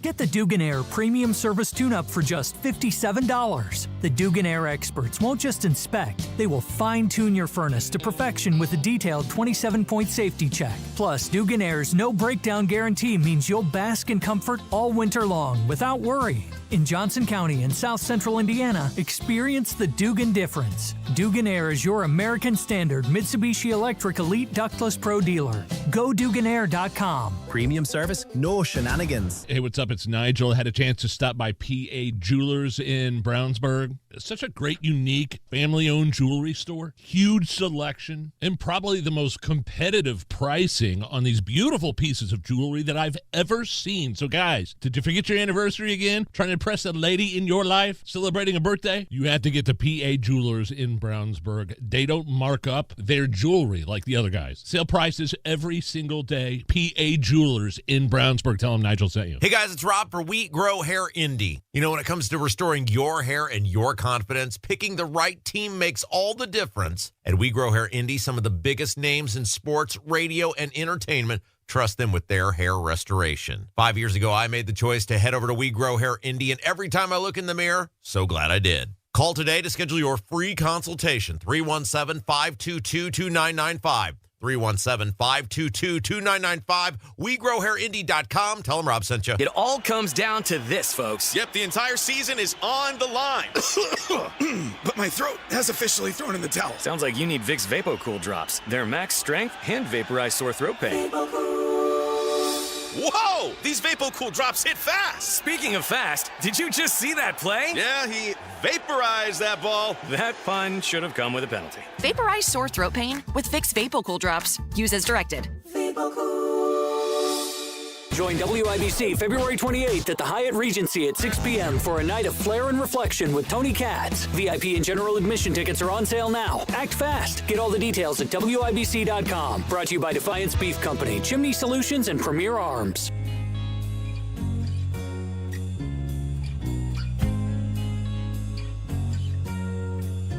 Wrapping up the show here on a Tuesday morning. It's been a fun time with you, Jerry. Enjoyed it. Always a fun time. Always a fun time. This is the Kendall and Casey Show. Ethan Hatcher and Jerry Lopez filling in, and we're talking about the Doomsday Clock that moved up last week. And the Doomsday Clock is a symbolic clock. It's controlled annually and set by the Science and Security Board of the Bulletin of the Atomic Scientists. I feel like the relevancy of the Doomsday Clock has kind of lost its appeal. It was mostly a representative tool in the Cold War era. And I mean, it's kind of part of the name there where you got the Board of Atomic Scientists that are setting it because the fear of the era was destruction from nuclear power. But now, since they have lost their relevance, they are just scraping for attention, and they have set it to 85 seconds to midnight, which is the closest that it has ever been set to theoretical destruction of humanity. It is the determination of the Bulletin's Science and Security Board that humanity has not made sufficient progress on the existential risks that endanger us all. We thus move the clock forward. The Doomsday Clock is a tool for communicating how close we are to destroying the world with technologies of our own making. The risks we face from nuclear weapons, climate change, and disruptive technologies are all growing. Every second counts, and we are running out of time. It is a hard truth, but this is our reality. It is now 85 seconds to midnight. This is the closest the world has ever been to midnight. I would only agree that a symbolic clock is as nourishing to the intellect as a photograph of oxygen to a drowning man. I mean, I'm not sure how you can honestly say. 85 seconds? Nah. What is going on in the world today that makes you think we are on the precipice of total destruction? I mean, the number of times that the United States government almost bombed themselves, bombed the American people, dropping nuclear weapons literally into lakes. Like, oh, oops, well, glad it didn't go off. The time when a flock of geese alerted Soviet nuclear detection monitoring station, and it was literally one guy sitting at the desk, and he had to make the call, like, oh, are we going to push the big red button? And no, he just sat on it and used a little bit of deductive reasoning that, well, hey, if they were going to be actually launching a nuclear attack, they're not going to be doing it from one base at one military installation, across the country. Let's just wait a few minutes and see if a city explodes. And of course, it turned out that it didn't, and they figured out that their sensors were calibrated too sensitively, and then, the interface between like a flock of geese and some light bouncing off a cloud almost brought the world, the world to the brink of destruction. But then these people are saying that we are now closer to annihilation than ever before. If you move the clock up, if you move the clock closer, then yes, we're going to be closer than we've ever been before. That doesn't take a rocket scientist to figure out, right? But what the heck is 85 seconds? Like, how do they calibrate that time is what I want to know. Well, I mean, you just move it 85. What do you think? About 17 seconds closer to destruction. But again, it used to be a symbol for how close we were to nuclear destruction, and I think these people are just searching. Have they ever moved it back, Ethan? Yeah. Okay. Yeah, they moved it back. It doesn't just like progressively move. Because I've only seen it go forward. I've never seen it go the other way. But I'm assuming, like during the Cold War, we're way closer than we are now. Absolutely. And of course, the primary paranoia of the Cold War was nuclear weapons being used against us. And I feel like people often confuse and conflate nuclear weapons with atomic energy. Like, look, even in the worst case scenario, a nuclear power plant is never going to turn into a bomb. When Chernobyl exploded, that wasn't because of fissile material. That was a steam explosion that breached the containment. That wasn't the same as Fukushima? It didn't explode though. No, Fukushima didn't explode. And actually the containment largely worked in Fukushima, and there were no, mass casualties that were caused by that. It was just built in a poor location. But that's the real key here, is education. When people are educated about something, when they understand something, they are less likely to fear it. So in the vein of Schoolhouse of Rock, which educational material, you taught us about like how bills are passed, the function of grammar in the English language. Conjunction, junction. What's your function? Well, here you can learn a little bit about nuclear energy set to an early 2000s emo song. This is what AI was made for. Ever wonder how nuclear power plants work? It sounds like sci-fi, but it's really just a way to heat water. It works like this. It all starts with uranium, a metal mined from rocks refined and shaped into tiny pellets. Each one's the size of a sugar cube, holds as much energy as a ton of coal. The pellets get stacked into fuel rods, which are just metal tubes. The rods get bundled together, then loaded into the reactor core. Now here's the cool part. Uranium is unstable. Its atoms want to break apart. When one splits, it releases heat and some neutrons. That's called fission. Those neutrons hit nearby atoms and split them to more heat, more neutrons, more splits. Control rods made of boron sliding in and out, absorbing neutrons. More rods in reaction slows. Emergency, drop them all. So what happens with all that energy? The fuel rods are surrounded by water inside the reactor. The fission heats the water, which heats more water into steam. The steam spins a turbine. The turbine spins a generator. Electricity flows out to the grid. Giant cooling towers you see from the highway. That's not smoke, it's steam. So will we run out of uranium? Known reserves could last over 200 years. And there's more dissolved in seawater than we'd ever need. Are nuclear reactors dangerous? They can have accidents, but not nuclear explosions. Chernobyl, that was bad, really bad, but technically it was a steam explosion. Still a disaster, just just a different kind. Now we have better backup power, better cooling systems, stricter oversight. What about the radiation? Layers of steel and concrete keep it in, and the waste stored on site, sealed and monitored for decades. So why don't we build more reactors? They're expensive, billions of dollars and a decade to construct, and a few high-profile disasters made the public nervous. 94 reactors run in the U.S. today, providing 19% of our electricity. Nuclear power isn't as scary as it sounds. No pools glowing green, just atoms splitting, creating steam. That was your educational service announcement on the Kendall and Casey show. Thanks for tuning in, everybody. Ethan Hatcher and Jerry Lopez signing off. Thanks for listening. February is the month of love. Chocolates, flowers, thoughtful surprises. But what about the one place that loves you back every single day? Your home shelters you and protects everything you care about. This Valentine's Day, your home deserves a little love too. Call Indiana Foundation Service. If you've noticed uneven or bouncy floors, wall or ceiling cracks, musty basement smells, or sticking windows and doors, these can be early signs that your home's foundation, crawl space, or basement needs some attention. This February, give your home the gift of a free inspection from Indiana Foundation Service. Their trained and certified experts will identify the real issue and offer a no-pressure quote to help restore comfort, safety, and long-term value. Visit IndianaFoundation.com today to schedule your free inspection. Indiana Foundation Service. Local expertise you can trust. Their team knows your region's soil, water, and weather so that every recommendation is a proven solution. Indiana Foundation Service, reliability from the ground up. Wesley is a truck driver. I drive a truck, and I love what I do. A truck driver with IRS troubles. They told me I owed them $43,000. It got really bad.